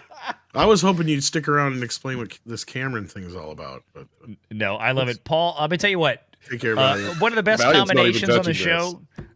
No. One of the best Valiant, combinations go on ahead the and explain show. the Cameron thing. Which Cameron thing? I'm sorry. Well, they're wanting to know. Cameron's latest news on the Disney stuff. Yeah, and I think it would take me 30 minutes to do a dissertation on this thing. So the see if you can FTX thing. see if you can narrow it down. Oh God, I don't want to get into I that. can actually notes talk about the memo part in under 2 minutes. Well, Go for I'm it. going to let Script take care of it. I was just going to say, Paul and Pro on my live show together was one of the most fun live shows I've had. Those two guys, it's such a treat. I love how they play off each other. So, Well, Paul, good thank to see you. you, buddy. Thanks for saving me with Culture, that, Mark's. Tom. Right. I'm sorry, what? It's okay. Never mind. Keep going. Bye. Oh, no, I was going to say, and Script, God bless This y'all. is goodbye number 75 for Valiant know. Renegade. Continue I on. have got to get some sleep tonight. I have a busy final week of the year here coming up. So, Hey, take VR, care, before y'all. you go, what about this Elon Musk poll on Twitter? Have you seen that Shut lately? up, Pro! I got to get out I'm of going to here. be gone. Everybody's going to be gone, and Valiant's still going to be saying goodbye to everybody. God damn it! There's Toady Fields. And there's Toady Fields for he left. Hey, For Paul. Yeah. So this is for you, Paul. This is I from love it. Mr. Toady Doug Fields. Nielsen. She was very funny. There were way more. You know what? There were way more super funny. She smiles at least. You know what? People talk about funny women and whether women can be funny as stand-ups and whether there are funny women now. I would contend there were more funny women back in the day than yes there are now. Like there's no one talks about Mobs Mabley, one of the funniest acts ever, filthy. And then there's Toady Fields, and then of course you had Joan Rivers, Phyllis Diller. Well, Lucia Ball. No, but she wasn't a stand-up. No, that's true. No. I'm talking about stand-ups. Like, you're talking stand-up only? Okay. Stand-up only. Just super, super funny, super funny women who really knew how to, put together a Vegas act and Well, make it's funny how it's hard to be comedic when you're terrified of the audience's reaction and whether they'll cancel you from the world. So, we listen, put ourselves in this corner. Listen, when you do stand-up, you're afraid of the audience reaction, regardless. Yeah, right. But now it's at scale. Now right? now it's scary. Yeah. Yes. So WD, I've been looking for your YouTube channel for days. What's your handle on YouTube? Well, it's WDW_. It may be difficult to find because I haven't put out a video yet. That's going to happen on January 1st. And so we're just sort of priming the well right now so that when that comes out, we'll already have quite a number of subscribers ready to go and watch it. But January 1st, that content will come out. Again, it's WDW_pro, and it's in the private chat. Script Doctor has it. So if we could just pop that up on screen, that'd be fantastic. There we go. Yeah, I've been trying to find this, and YouTube. It's filled with content. I mean, it's just I can see that. This is brilliant. Yes. This is it's so avant-garde. You're doing nothing. This looks like one this of is the most brilliant channels I've ever spammer seen. sites that I keep going and turning off. Yes, I am actually using this to put reviews in for The Last Jedi still. Oh, It's great, that's right. great plan. Good to see you, WW Pro. Nice We just to want, commiserate. We want more Luke Skywalker is the way we will topple the West. That's right. Luke Skywalker with his lightsaber. Yes, You are all wrong. You know what the biggest rental I'm having on Netflix is? It's not I'm the sorry, is that Star Wars. Russian or Cousin Eddie in your picture? I cannot tell difference. It's Russian. See, look. Oh, Look, okay. it's bigger. He Oh, was Russian And soaking much on, more handsome than the cousin Eddie. he was soaking on green vodka. I tell you. People right. are loving All Dogs in Heaven. Yes, They're loving Shitter it. was full. They love the story of the dog that goes to heaven. Usually Their we just favorites. pick them up on Moscow Street and eat them. You have Smokey and the Bandit playing the dog. Oh, yes, And that's a he great goes to cuisine heaven. in Russia. Smokey and Bandit, yes. Yes. That's right. Smoky and Bandit. I always like smoked bandit. Smoked Bandit is much better. Yes. Much better. Now that we're losing audience, no. You guys, you let them in the freezer and we eat them. The same difference, right? But Paul, did you have anything you wanted to plug, or did you want to stick around for a few no, more I minutes? just, I mean, I released my review of an executive National Treasure, perspective of It sounded like you didn't hate it. No, I actually didn't hate it. Again, it's one of those things where it's not National Treasure. It's not at all. Even if it's got Harvey Keitel in it, it is absolutely not. So don't even think of it that way. And then I just looked at it from the perspective of, of all the shit that crossed my desk.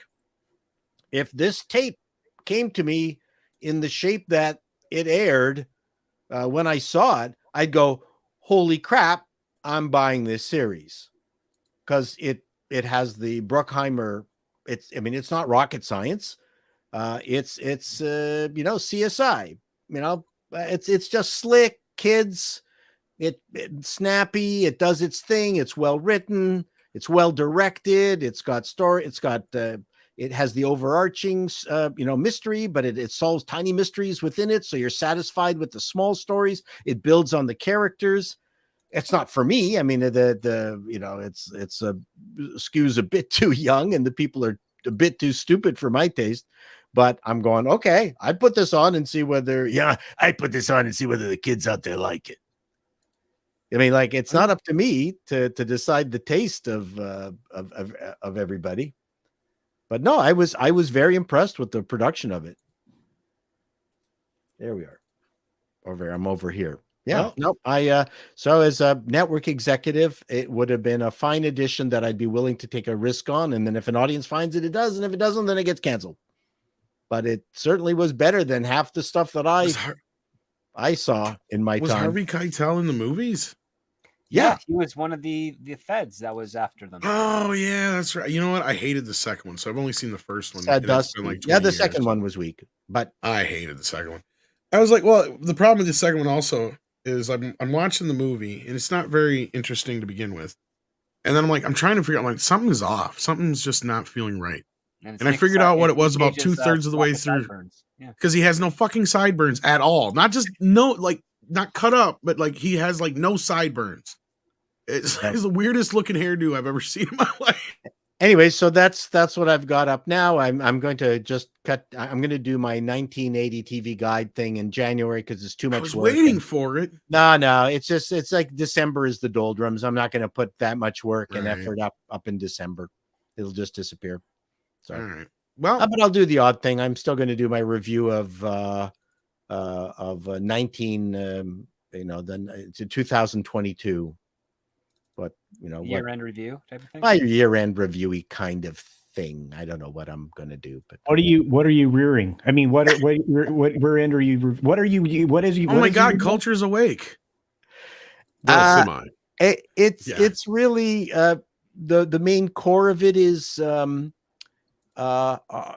social media interconnected internet and Twitterverse and YouTubeverse and the entertainment that is being created out there. How it's now becoming more and more connected, and I'm fascinated by that. So it's taken me a long time to write this thing because it's been a lot of thinking, but I'm interested in just that this is permanent, and it's only going to get more interconnected, and some people are going to get it. I think James Gunn kind of gets it in terms of how he's communicating over Twitter, and I'm just really interested in how this moves forward. I'm also interested in I'm hoping for the revolution of the independent producers that are finally going to bring in decent movies to fill in the gaps between all the superhero movies. I'm waiting for that also. So me too. I've got stuff sent to them. Yeah. Well, anyway, we'll let you go. That's it. Okay. Thank you for having me. me. If we don't see you tomorrow morning, are you going to be on this week at all? No, I'll be around tomorrow morning. All right. Well, we'll see you then, and take care of yourself. Bye, Culture. Bye, WDW. See you next Bye, time. sir. I'll see you always. tomorrow. Tom. Bye, everyone. All right, and then we'll get back into these super chats here. We got Tripping Orc, who says, I love the community and just wanted to say Merry Christmas or Happy Holidays to everyone on the panel and in the chat. Well, thank you. Yes, Tripping and Orc. We Merry appreciate that. Christmas. And Happy Holidays and all that stuff. We got Jedi Bill in the house. How you doing, Jedi Bill? There's another channel to check out if you haven't already. I do karaoke's with Bill. He's fun to hang out with. But thank you again, Tripping Orc. And then we've got Mr. Grant Gregory, who gifted 5 Midnight's Edge memberships. I was trying to get a hold of you earlier, Mr. Grant Gregory. Maybe I can get a hold of you after the show. We got Waltman on says, panel's thoughts on Cameron's new communication. Okay, so what the fuck is this all about? I was in and out during the show. I took a nap. I'll admit it. Who volunteered to handle this one? Because I can do it quite quickly. All right. One of Kamran Pasha's sources has given him I believe, quotes from a memo, which basically states that if anyone at the company under them brings up some sort of question regarding FTX, they are to be informed to another department or another area of the higher ups so that they can be discussed and possibly reinformed / re-educated on the matter, which is kind of an extreme tactic to take if you believe the public statements that Disney's been making, or at least implying that FTX has nothing to do with the recent termination of Bob Chapek. And then the other part was that he alleges that Iger was in bed to a large degree with FTX, along with then that being the impetus for Chapek's removal, and that the board is criminally knowledgeable of fraud within Disney in regards to this. So yeah, that's what he's alleging. That's the thing he's saying. That's what we call the cliff notes to the Valiant Renegade 45-minute speech of how he would have explained it. It was something, and he was smiling for like 15 or 20 minutes. So I was watching him in the camera, and I could just tell. I was like, this man is up to something. Like he is clearly holding cards that he can't wait to play. Well, he doesn't really know anything because it's all speculation. Like that's it. No, I know, but you guys, come on. This man has been booted off of Twitter back when shit was going down. Look, chances are people are paying attention. They get pissy when people like that speak up. So I'm gonna say, if they're getting close to being right, they don't like that. But I'm curious to hear what I'm being careful with this one. So that tells you something. Yeah. That's what I'm saying. I'm actually going to leave this because I'm not even a financial guy. We got one right below me here, though. Culture. What's your take on all this? I'm interested in hearing your. Because I wish Valiant was here right now. No, that's my take. You know what? It wouldn't surprise me. A lot of corporations, and I did some brief updates on this the other day on Midnight's Edge in the morning when we were there on Friday. I went through some major corporations that were pretty deep into FTX, and some of them may not be around much longer for that reason, but it wouldn't surprise me if that were the case. It also wouldn't surprise me that a corporation like Disney would be a little ham-fisted with their employees when they asked about something that was essentially, well, what is this? Existential? Is that the right word, Script? I mean, existential, compromising. Yeah. I'm going to the police and getting, why not just take that memo or send that memo to everybody in the media? I mean, that's kind of all you would have to do. Hey, guess what? They don't want us asking about this. I wonder if that means they were balls deep in it. Oh yeah, they probably were. The media would cover that, though. I really don't. I don't know if they would even cover it, because it would be spun in some way. But I will say this: when Cameron was going all through this, I was a little bit quiet on the show tonight, and partly it was because I was thinking, when Bob Chapek was let go and we jumped into the live stream, the transcript from that show was pulled, and they were discussing what we were saying on Timcast the next day, and I thought, before I jump in with some speculation, I'm going to think about how I want this to be presented the next day, should it be scattered across the internet, let's say. And I just thought, this is pretty spicy. I'm going to be very careful, because when you start alleging that a company's entire board is in on it, it's like, dear God. Again, providing pulled the Bounding into Comics article from our show when we had you on, Pro. But anyway, go on. Well, yeah, because we did the live show with you guys, as soon as we found out that Chapek was gone and Iger was coming in. That's when we jumped right back into it. So It was great. It was a great show. Because I couldn't But believe honestly- they mentioned us too. Yeah. I can appreciate the caution there, Pro.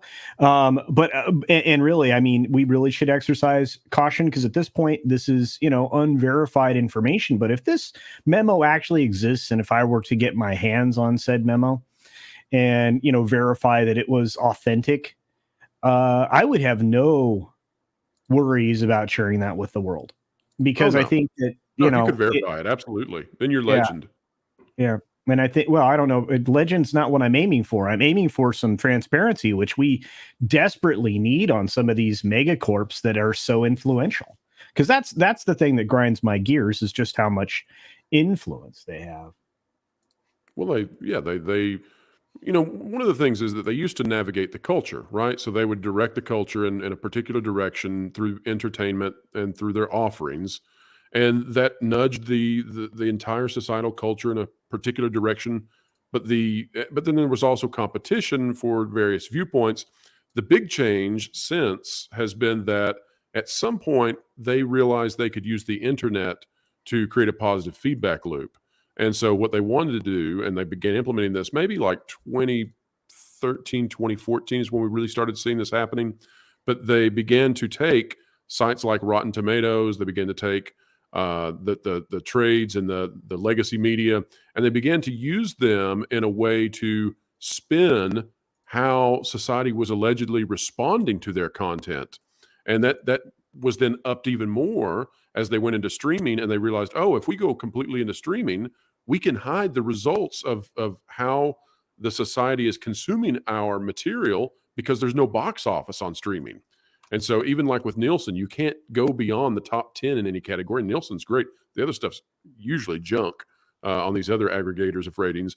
But essentially, these companies realized that not only could they nudge the culture in the direction they wanted to go, but then they could lie to you about how the culture was responding to what they were doing. Exactly. Yeah. Yeah. By the way, that's why they don't like independent YouTubers for that reason. And they didn't like Twitter being a free space for free speech, and so they had to start doing the shadow bans and all that because, you know, they didn't want people to be able to form the narrative. They want to have it. Yeah, and Pro. I just posted a video clip that supports that, and that was done 30 years ago. Yep. From the awesome Dean Stockwell. And I think, wow, this is amazing. Go ahead and play it. I'm sorry. Well done, Stark. Don't you just love the news business? This wasn't easy. It's not supposed to be easy. I wouldn't need your services if it was easy, would I? Yeah, well, how many more? As many as it takes to kill the Daily Planet. Because then, Stark, I will control over 80% of what the American people read. So he's trying to be Hearst. No, that is true. Yes. Yeah. That's what Hearst did. When you control what they read, you control what they think. Yep. And when you There you control go. That's what the they thesis. think, then you can really begin to make it happen. Yep. Exactly. Now pull out Ziggy. Yep. I mean, the whole subplot of that episode is that character played by Dean Stockwell. He loved the fictional movie Citizen Kane, and he wanted to be the real thing. Well, there already was a real thing called William William Randolph Randolph Hearst. Hearst, yeah. Well, you understand why on TV in the 90s Yeah. they couldn't really get away with that at that point. Oh, absolutely. Yeah. He was, even though he was long dead, it was still kind of taboo. Yeah. But No. But yeah, he had such a reach that, yeah, you're not wrong. People feared for their fucking lives. Yep. And just the fact that we had media at one point in our world where even if they were manipulating us, they at least showed us that for the people to realize, oh yeah, there can be too much power in a single entity owning the means of information sharing. Yeah, Dean Stockwell is great. So that was a good clip. God. One of my favorite actors. Yeah. G-Dog's got a thumbs up for us. Thank you, G-Dog. Hopefully you guys do too. I see at least, oh my gosh, just over half of you have hit the like button. I think a few more of you can. It's free. Please do that. Culture, if you haven't had a chance to yet, please see the private chat. Douglas Nelson's here. We showed your art earlier, Douglas. Hopefully you're still here. Says probably Safran ran the numbers for Zaslav and concluded a reboot was better bet as a new cast would be cheaper. This too, I was thinking this the other day, actually, script. Yeah. I was New thinking because I contract. was, yep. Well, not just that. That's what I was saying. I'd rather have a an unknown that I can see as Superman, as Batman, as the Flash, as Wonder Woman, as etc. than Gal Gadot as Wonder Woman, Henry Cavill as Superman. I mean, Ben Affleck was pushing it. I was kind of resistant to Ben Affleck in the first place. He had to win me over like most people, right? Once in a while you can pull that off. But I'm at that point where, to me, as a kid growing up, for the longest time, Christopher Reeve was Superman. Superman was Christopher Reeve. They were interchangeable. They were the same person. You know what I mean? Like, it was weird seeing Christopher Reeve in other movies. Like, to me, I wasn't watching Christopher Reeve fight with kids and Children of the Dam. That was Superman fight with kids and Children of the Dam. That's why I couldn't use his power, because they're children. And he survived that explosion. Exactly. He went to fight for the quest for peace. That's right. One That's of the why things he that don't I'm like interested in. bombs. One of the things I would be interested in is to see what sort of the sentiment, what the feel of the future rebooted franchise is going to look like. Are they going to go with the gritty realism? Are they going to go with something that's palatable to kids to try to sell tons of toys, which is what I suspect? Are they going with sort of goofy, bright colors like Marvel has been at times? I'm really curious what they're going to do with this. So they've gone for gritty realism for the last 30 years, and it has not netted them the numbers that they wanted to. So if Zaslav, I know, is a numbers guy. As I mentioned before, I dated a woman who was a producer on some of the shows that he oversaw. And so I learned little bits about him, not enough, nowhere near as much as other people have worked for him for long enough. But I do know that he would look over the larger aggregate of numbers of these franchise, and he would say, oh, everybody seems to be going darker, more serious, more gritty with these. And we have some peaks where people really like it, but we also have a lot of valleys. So maybe that grittiness and darkness can't work across all the other franchises. So what have we not done that worked? That works other places. You can go into Marvel and be like, oh yeah, there's a couple of really successful Marvel films that are lighthearted and goofy and funny, but they're not silly. They're earnest. Like they're not trying to be anything but what they are. And I think if they lean into that for DC, they'll be very successful. We don't need a dark, gritty, super realistic Batman. You just need a Batman that we can believe in this world, so he can fight fantastical supervillains like Killer Croc, Mr. Freeze, Clayface, people like that. And you're like, I believe that those characters can exist in this Batman world. Like, you have to probably not getting Otherwise, Clayface, because kill that's going to all be the rogues expensive. gallery potential. Yep. Yeah. And for Superman, it should be lighthearted. Like that clip that we just got that I just shared with you guys from Dean Stockwell. So that is Superman, written by a woman who basically was given the assignment to do it, but she said, I can't write Superman because I'm not a comic book aficionado. I understand the character, but what I can write well is I can write a romantic comedy. And CBS, which was kind of distributing it, and Warner Brothers was involved, they said, all right, show us a pilot. Or hand over a pilot script with that take. We've never seen it before. Let's see what happens. She submitted the pilot. They loved it, and they said, you know what? This captures Superman, even though you claimed that you didn't know what was going on with it. And she was like, okay. Then they did it, and during that course of her development part, she started learning all she could about Superman, so that she could weave that into the romantic comedy subgenre of the show. And she's like, and then because they're also restricted by budget on what they could do, there's a lot of stories and villains they could not explore, which was unfortunate, because she said that she did a couple of interviews where she said she'd love to have been able to do, really grandiose supervillains from Superman's gallery of villains, but just on a TV budget that was airing 22 episodes a year, very difficult to do in the early 90s. How many seasons did Lois and Clark go? It went 4 seasons. It was going to get a 5th, but they ended up canceling it.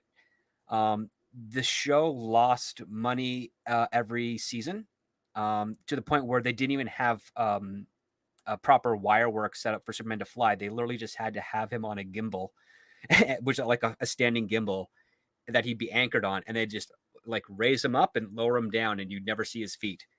So because that's just how they had to do it. They were getting really strapped for cash in those years. Budgets were just being cut down. And also Deborah Joy Levine, I believe she technically left after the first season, not by her own choice. And then Robert Singer came in to showrun. Robert Singer, who did Supernatural, he came in to showrun for the remaining 3 seasons of that series. And it kind of lost a little bit of its fun wit as each season progressed.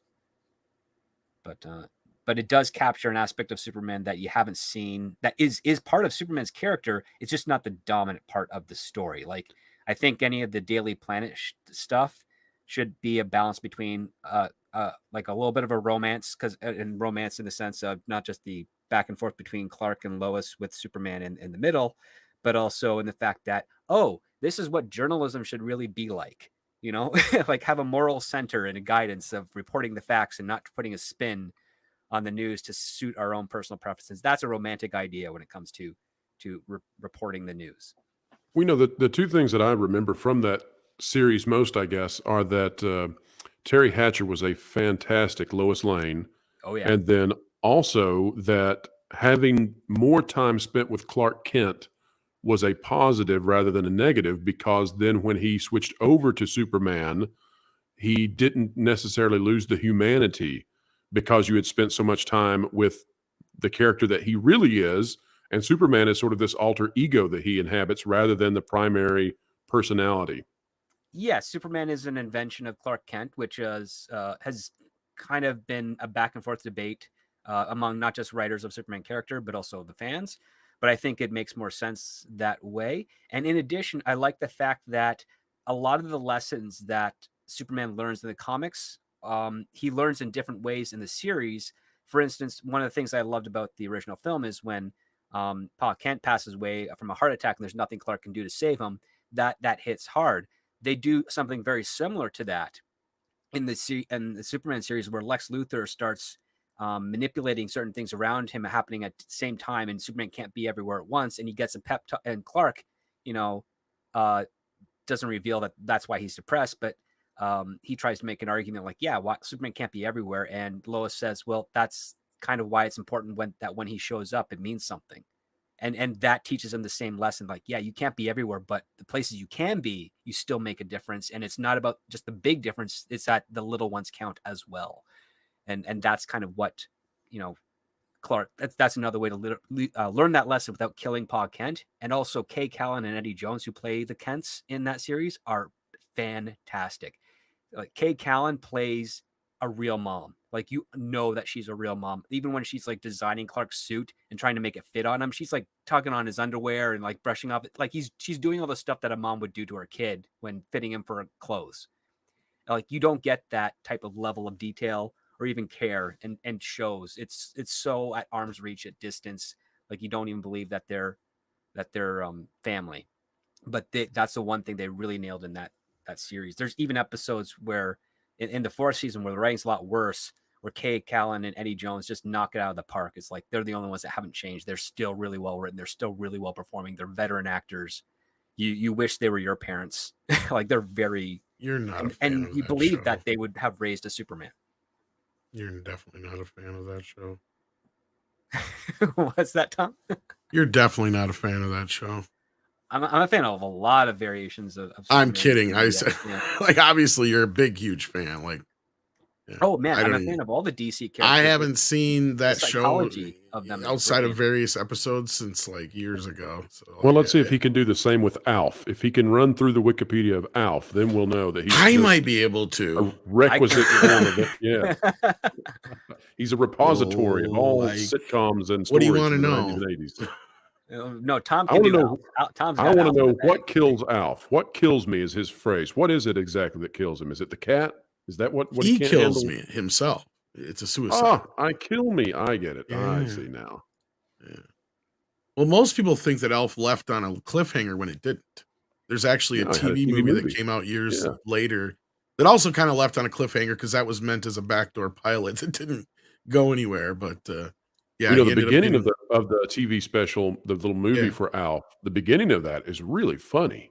It trails off in the second and third acts, but the first act is really Yes, that top-notch first writing. bit. Like, if that was going to be the show, you're right, bro. Like, that could have been, because you're right. The whole fucking first, like, watch that first half hour, 45 minutes maybe ish. Before, once they leave, once they take Alpha away from the facility, it kind of turns into this typical 80s, 90s road comedy, but not as good as most, Lampoon's movies, for instance, for that matter. They had something special at first. They did. Should have just stuck with it. But that was different for the actual pilot, right? Because the pilot, the father's working in the shed and then the spaceship. No. Yeah. This is actually okay. So what happened? Script was the show ended on a cliffhanger in the fourth season because they had expected NBC to pick it up. At that time, NBC had only had like Elf and the Cosby Show, and I can't remember. They had like Fresh Prince come in and some other stuff that took over that Monday night. And they're like, well, we're not interested anymore because it also was at the time where they were going to have to pay more for the show. So Fusco and the whole gang, they shopped it around for years. And in the interim, of course, everybody who was a part of the cast is like, thanks, but no thanks. We don't want to continue doing this show. Because for those who may not know, notoriously, the entire cast hated working on that fucking show for various reasons. Most of which is it took forever because of Elf. And, if you've ever worked on anything that has any puppets or anything like that, takes forever to do anything. It's And not unlike the situation with the dinosaur show, where by the time they got to the end of it, everybody was so exhausted they couldn't imagine doing another season. Exactly. So they're like, no, fuck that shit. We're not doing that again. We're good. So they're like, okay, we come up with another concept. So at the end of the show was left on the cliffhanger that the alien task force had caught Elf. We didn't see him actually take him into custody though.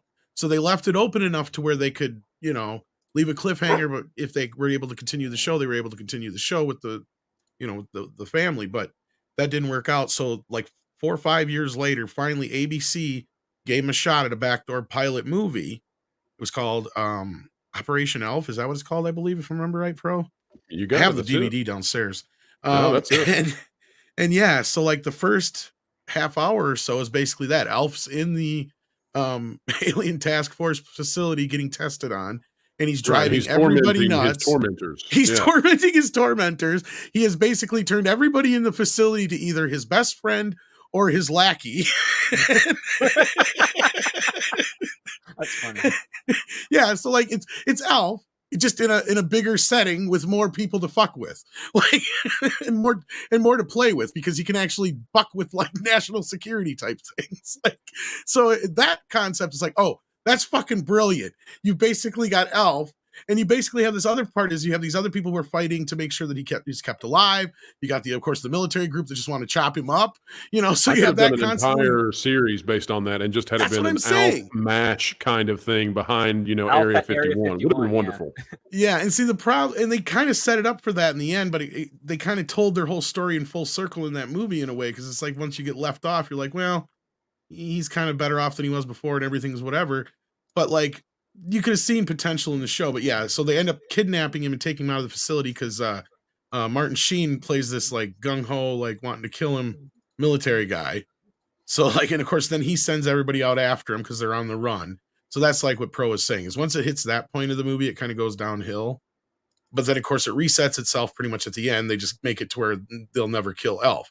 But Pro's right. Without that like camaraderie in the background of, are we going to kill him? Are we not going to kill him? Some of the tension in the show is gone, and you need that for a comedy. And I wish Paul was here right now, even though I don't think he's a big fan of Elf. I think he would agree with that, is you kind of need that, like, kind of, because that was kind of the whole point of the original show is Elf going to get caught? Is he not going to get caught? So or is he going to drive Willie into insanity? Kill me! Actually, I have the puppet over there. It's too far away. What did you say, Script? Well, no, that's actually a brilliant tactic. You take it from getting caught to not getting caught to getting dissected versus not getting dissected. Exactly. Hard choices. Huh. Yeah, exactly. Trust me, you don't want to see the inside. It's a lot uglier than the outside. That was brushing off a very old impression. I had not thought about Alf's voice in a long time. Especially when you get to the fourth stomach. Oh boy. But can you tell me what planet Elf was from? Melmac, and his name's Gordon Shumway. Man, you are good. Yes. Yes. If you catch me on a bad day, I may miss something of his trivia, but You had an Alf sleeping bag, no doubt. oh god, I had tons of elf shit as a kid. I was mad when I got talking elf and I thought he would like respond to me and talk to me like, Was this you know, like Teddy Ruxpin? What was actually the Teddy communicate Ruxpin? with me. No, I just had sayings that elf would say. He'd like, "Oh, where's the cat? Oh, I kill me. Ha ha ha. Tell me a what was joke," the and shit teddy like bear? that. What was Yeah. that? What was its name in the That's 80s? Teddy Ruxpin, and that was also Ruxpin. a scam because it didn't really respond to you. It Well, was I just thought on you were fucking talking about cassette. that there was an Alf that was like Teddy Ruxpin, and I had never seen this, so I was going think to be you're amazed right. if there was an Alf like that. I think you're right, but I was so mad when I got talking elf and he didn't actually like talk to me. Oh, turn the next page, Willie. Oh, Because I was like 6, 7 years old when that came out. So to me, Elf was, and they did a really good job of presenting Elf as like this real character, even though I was smart enough to know he was a puppet. But they did this whole like thing that, you know, he was real. Like they even had in interviews, you could not refer to him as a puppet, right? And Paul Fusco to this day refuses to. That's why it's hard to find pictures of him. He how refuses old is himself to be Fusco at this point? Oh, he's got to be in his 50s or at least 60s, probably. I bet. I could go for an Alf reboot. Bring it on. He's been trying. Shout Factory just bought the rights to it. I don't know what they're up to, but they first need to remaster the original show. But I think that was shot on video. Alf and Roger Rabbit are two of the characters from the 80s that were done the dirtiest. They had great potential and You're right. were Roger Rabbit shut was down brilliant. by company politics and all the sort. Yeah. Well, I got an interview coming up that's related to Roger Rabbit eventually here, but yeah, they tried actually pro for years. I'm sure you've heard at least a couple of the stories over the years, but we've had at least 2 or 3 failed attempts at a Roger Rabbit film. In fact, Steven Spielberg famously killed what would have been the third theatrical Roger Rabbit short, and pretty much has had a bad I remember that, but I don't remember bad the rapport details with behind Disney. it Okay, now. what happened was he wanted the short, the second one, Was it the roller coaster or the camping? I think it's the camping one was the second. I think No, we did 3. They did do 3. Yeah. The fourth one they didn't get to. Okay, the roll. I think you're right because Roller Coaster Rabbit was the last one, I believe, and then there was another one that was planned that got scrapped, even though there had been animation and everything done for it, because Spielberg wanted the roller coaster one attached to, unless otherwise somebody please correct me in the chat. It might be the I think actually I'm kind of remembering wrong. I think it might be the Woods one, because he wanted it attached to arachnophobia. But the studio said no. I hadn't thought of arachnophobia in so long. Yeah, because it was PG-13, You're saying I movies now that it's believe. like, oh my god! And they I attached it to what the fuck was it? I can't remember now. Well, one of them was attached to Dick Tracy. Dick Tracy. They put it on Dick Tracy, and Spielberg got pissed. And you know, I don't think he's worked with Disney since. And it killed the sequels. And Roger Rabbit, help me remember that Roger Rabbit and its ending is what brought Spielberg to create Tiny Toons. Is that correct? Where he wanted. Yeah. Okay. Because actually Bonkers was meant to be a Roger Rabbit series, and I think that also got affected because of that. That's why it has the same concept as Roger Rabbit, but it has a different character instead of Roger Rabbit in it. Because they had to have, I was like, remembering all that. see, now Disney owns those character versions. That's the weird thing, but I think Spielberg has certain sway on things because of Emblem. And then Disney the owns author Roger Rabbit, correct? They still own Roger Rabbit. They still own that version of Roger Rabbit. Gotcha. There's a catch there, and it gets really complicated. I know it's really they complicated. share it with Emblem, but they have the right to use it, and you have to go through them to use that likeness of Roger Rabbit. Now, if you want to do something with the character otherwise that's not in television, film, or animated form, or what have you, you can go to the original author and you can do stuff with Roger Rabbit, but it can't look like the original Roger Rabbit. It has to be the Roger Rabbit from the novels. So there is still a separation there too. So, like, and that's the thing. This is getting Tolkien-esque. I know, right? It is, because let's just say the interview I have coming up is with Gary Wolf. I think I've already told people that. So that's the guy who censored Roger Rabbit. Yeah, and he was able to do the novels, and Disney allowed him to use the likenesses for the novels and shit like that. So, in fact, he's got the new Jessica Rabbit novel out now, which was supposed to be out before that, and it didn't happen. But, yeah. So, That's Well, now one of you the know reasons that why- that in Disneyland they censored Jessica Rabbit in the ride that they have there in Toontown, so they So they covered censored her her up. She was too more? scandalous. See, Well, this is the they thing put that's her in funny. like a trench coat. Because, well, and I think part of that was actually that was a miss.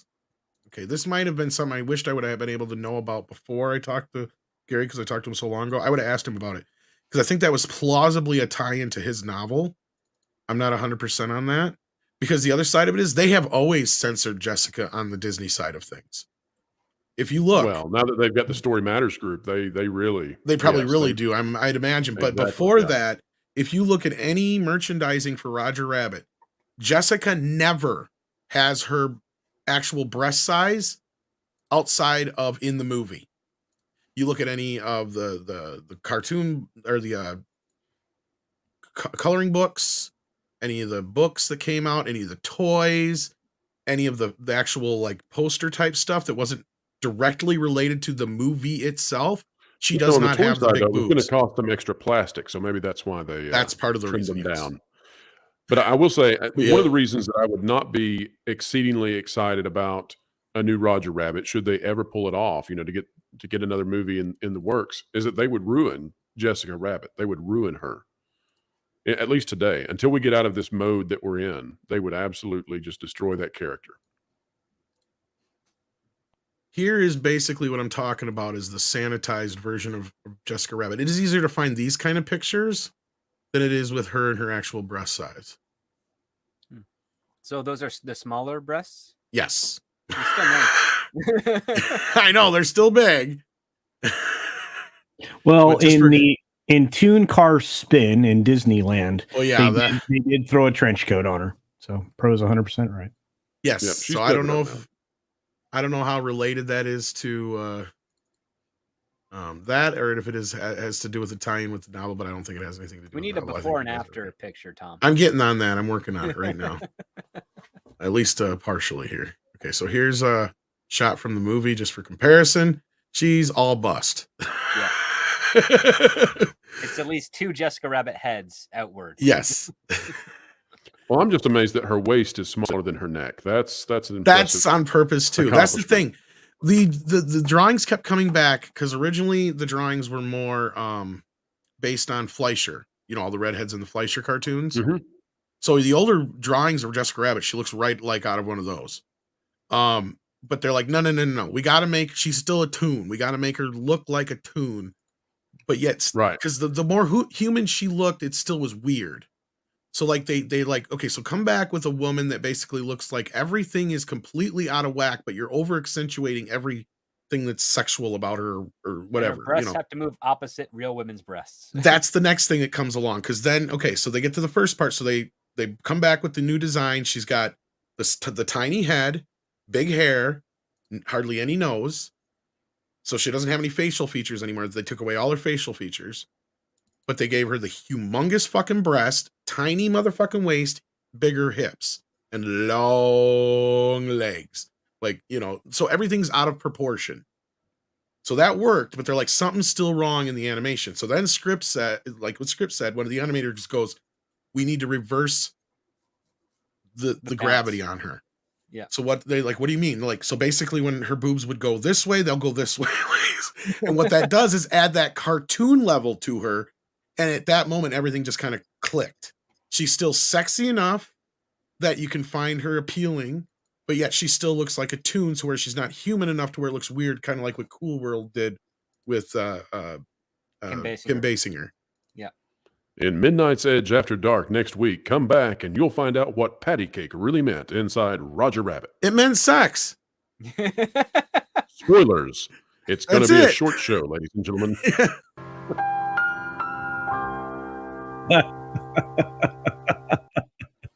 Because Disney wouldn't allow him to go into the actual thing. Well, that's the thing. The Jessica Patty Rabbit cake, of the patty movie is a cake, completely patty different cake. Jessica from the books. In the books, she's almost as responsible for his death as anybody else. But like, yeah, she hates him kind of in the books. But sorry about that, Tickle Trunk. We didn't read that yet. Mr. Tickle Trunk says Hamada's best move was the her death testimony. Pretty much. That was like the end of his career right there, too. He knew he was on the way out. Also, Trady says, I saw Avatar 2. My question is, are the bad humans all white? I remember hadn't thought seeing about that one. any other nationalities besides Caucasian like the movie too long. It was the same thing in the first movie. I had not thought about that. I watched that whole thing for 3.5 hours, and that never occurred to me. And usually I key on that kind of thing. I'm gonna have. God, I don't want to watch it. Don't again, want to though. watch I it don't wanna again. Go back and try to Someone find go out. watch it and report back. Patty cake, patty cake. Listen. That is also one of the most underrated Christopher Lloyd performances. Absolutely. He's Come on, fantastic man. in it. You ain't the first man who's had a woman play patty cake on him. Oh, I won't believe it. I can't believe it. Camobot Killer says Cameron mentioned in an earlier video that most or some of the Disney board possibly knew of the FTX, as Chapek was fired, but not unanimously. And I think you guys already touched on this a little bit, but if Culture or Pro or anybody wants to touch on a little bit more. Hotter than a Carolina Reaper is what I would say. Yeah. I'm letting Cameron take the lead on this one, and we'll see what happens. It's I need some more gaps filled in. I agree. And then Mecha J brings up that Who Framed Roger Rabbit is free to watch right now on YouTube. And I think I shared that a while back. And yes, it is. And thank you for the heads up on that, Mecha J. And actually, you just spent almost as much on this super chat as you could have bought it for 4K, I think, on Vudu or something like that when it's on sale. But yeah, thank you for the donation, man. I appreciate it. You should. Why is the Force? I have no idea. 6. Why is the Force Awakens trending and not Avatar? It's a good question. 2 billion's trending though. I wonder if that's in association with Avatar. But yeah. So with that, I think we're caught up. Oh my gosh, what did you send me? Krampus Jeebus. This is like nightmare fuel. I hope Comics Division isn't watching Culture. I think Krampus is smoking so much weed that he thinks that we're on like Thursday Night Throwdown or something. He sent me this. Oh no! Oh, that's Anna, that Star Wars girl mixed with Comics Division. I know. This is something I don't need to see. This is nightmare fuel. I need a copy of that. I'm sure Krampus sent it to me. He'll probably send you a copy. Yeah. Oh man, I don't want a copy. I know where that's going. Lord. At least it was at one time, Mecha J. If you catch it on sale, yeah. But you can get the 4K Blu-ray, I think, for like $15 actually still, maybe. Yeah. But with that, we are caught up, kids. Let me double check and make sure I didn't, because that's the last one we had. Let me double check and make sure I didn't miss any member chats. No, it looks like the squad has been pretty quiet. Member. I want to thank you, Pro, for being here, and hopefully we get to see you in the morning. Like you'd said. Well, that'll be the goal. This is one of those rare days when I can actually work it into my schedule, and so I'm happy to be there if we can make it come to be. That would be awesome. I can't wait to talk to you tomorrow, and hopefully we'll see Script and Culture there as well. Culture, you got anything coming up you want to plug? 6 Minute Daily in the morning, then Midnight's Edge in the morning, then like a couple of videos, and then sleep. That's right, kids. He takes twice as long to give you 6 minutes of pleasure. That's right. It's only 12 minutes and 20 seconds long. You get 6 minutes of news. Wow, so that's a light day for you tomorrow then. Yeah, tomorrow's an easy day. Well, we have a very special episode of Comics Division on Thursday.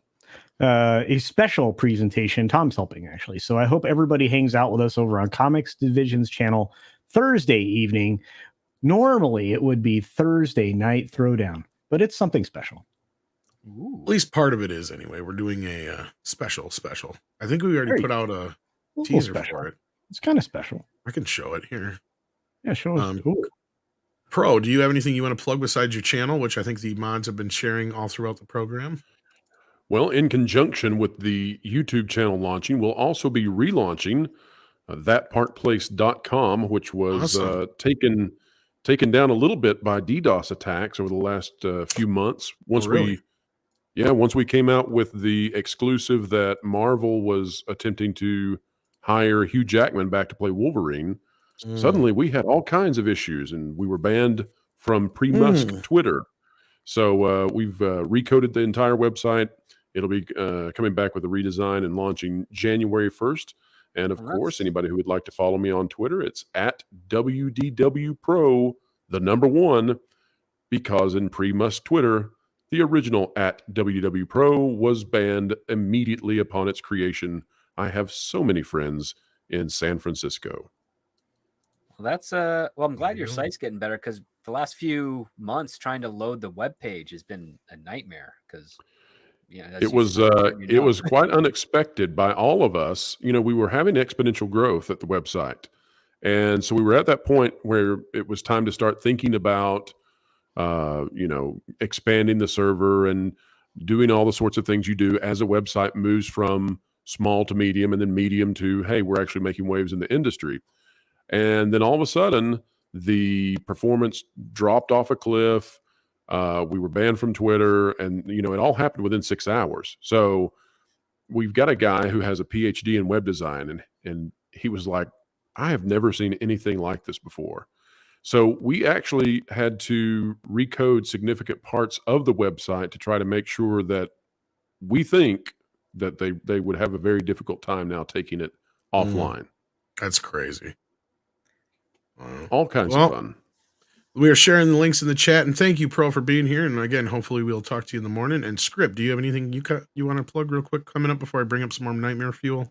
No, just follow me over on Twitter, see where I'll be at. I've finally learned how to post videos on Twitter, like little clips and things. So nothing that I've cut together. I'm just posting clips from shows that have cool aspects of character and messages back when messages were part of the entertainment and not the leading drive of the story. So yeah, just follow me over there. Be happy to have you read my stuff and get to know you guys too. Getting to know you, getting to know all about you. Oh, that's a rare Script Doctor singing. Yeah, I can't hold a tone, so that was actually pretty good. So speaking of Nightmare Fuel, as I said, we have here for you, I'm dreaming of a Dick's Division Christmas. That's right, baby.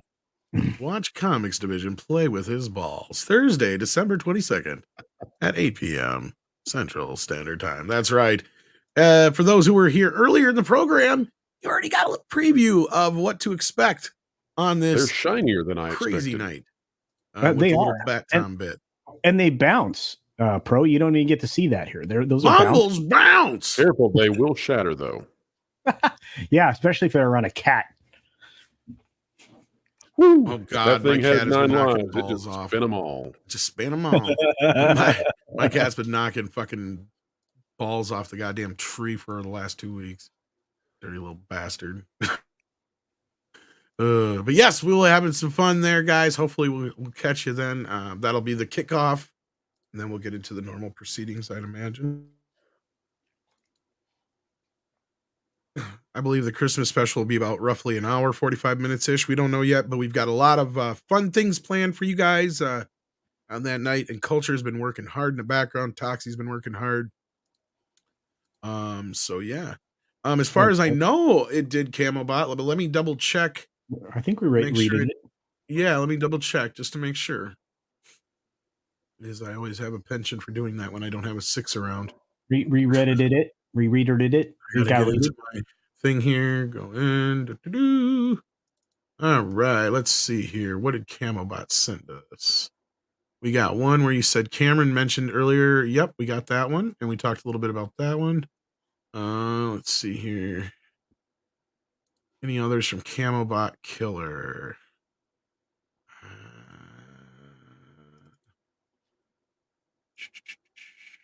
Okay, no, that's the last show we were on.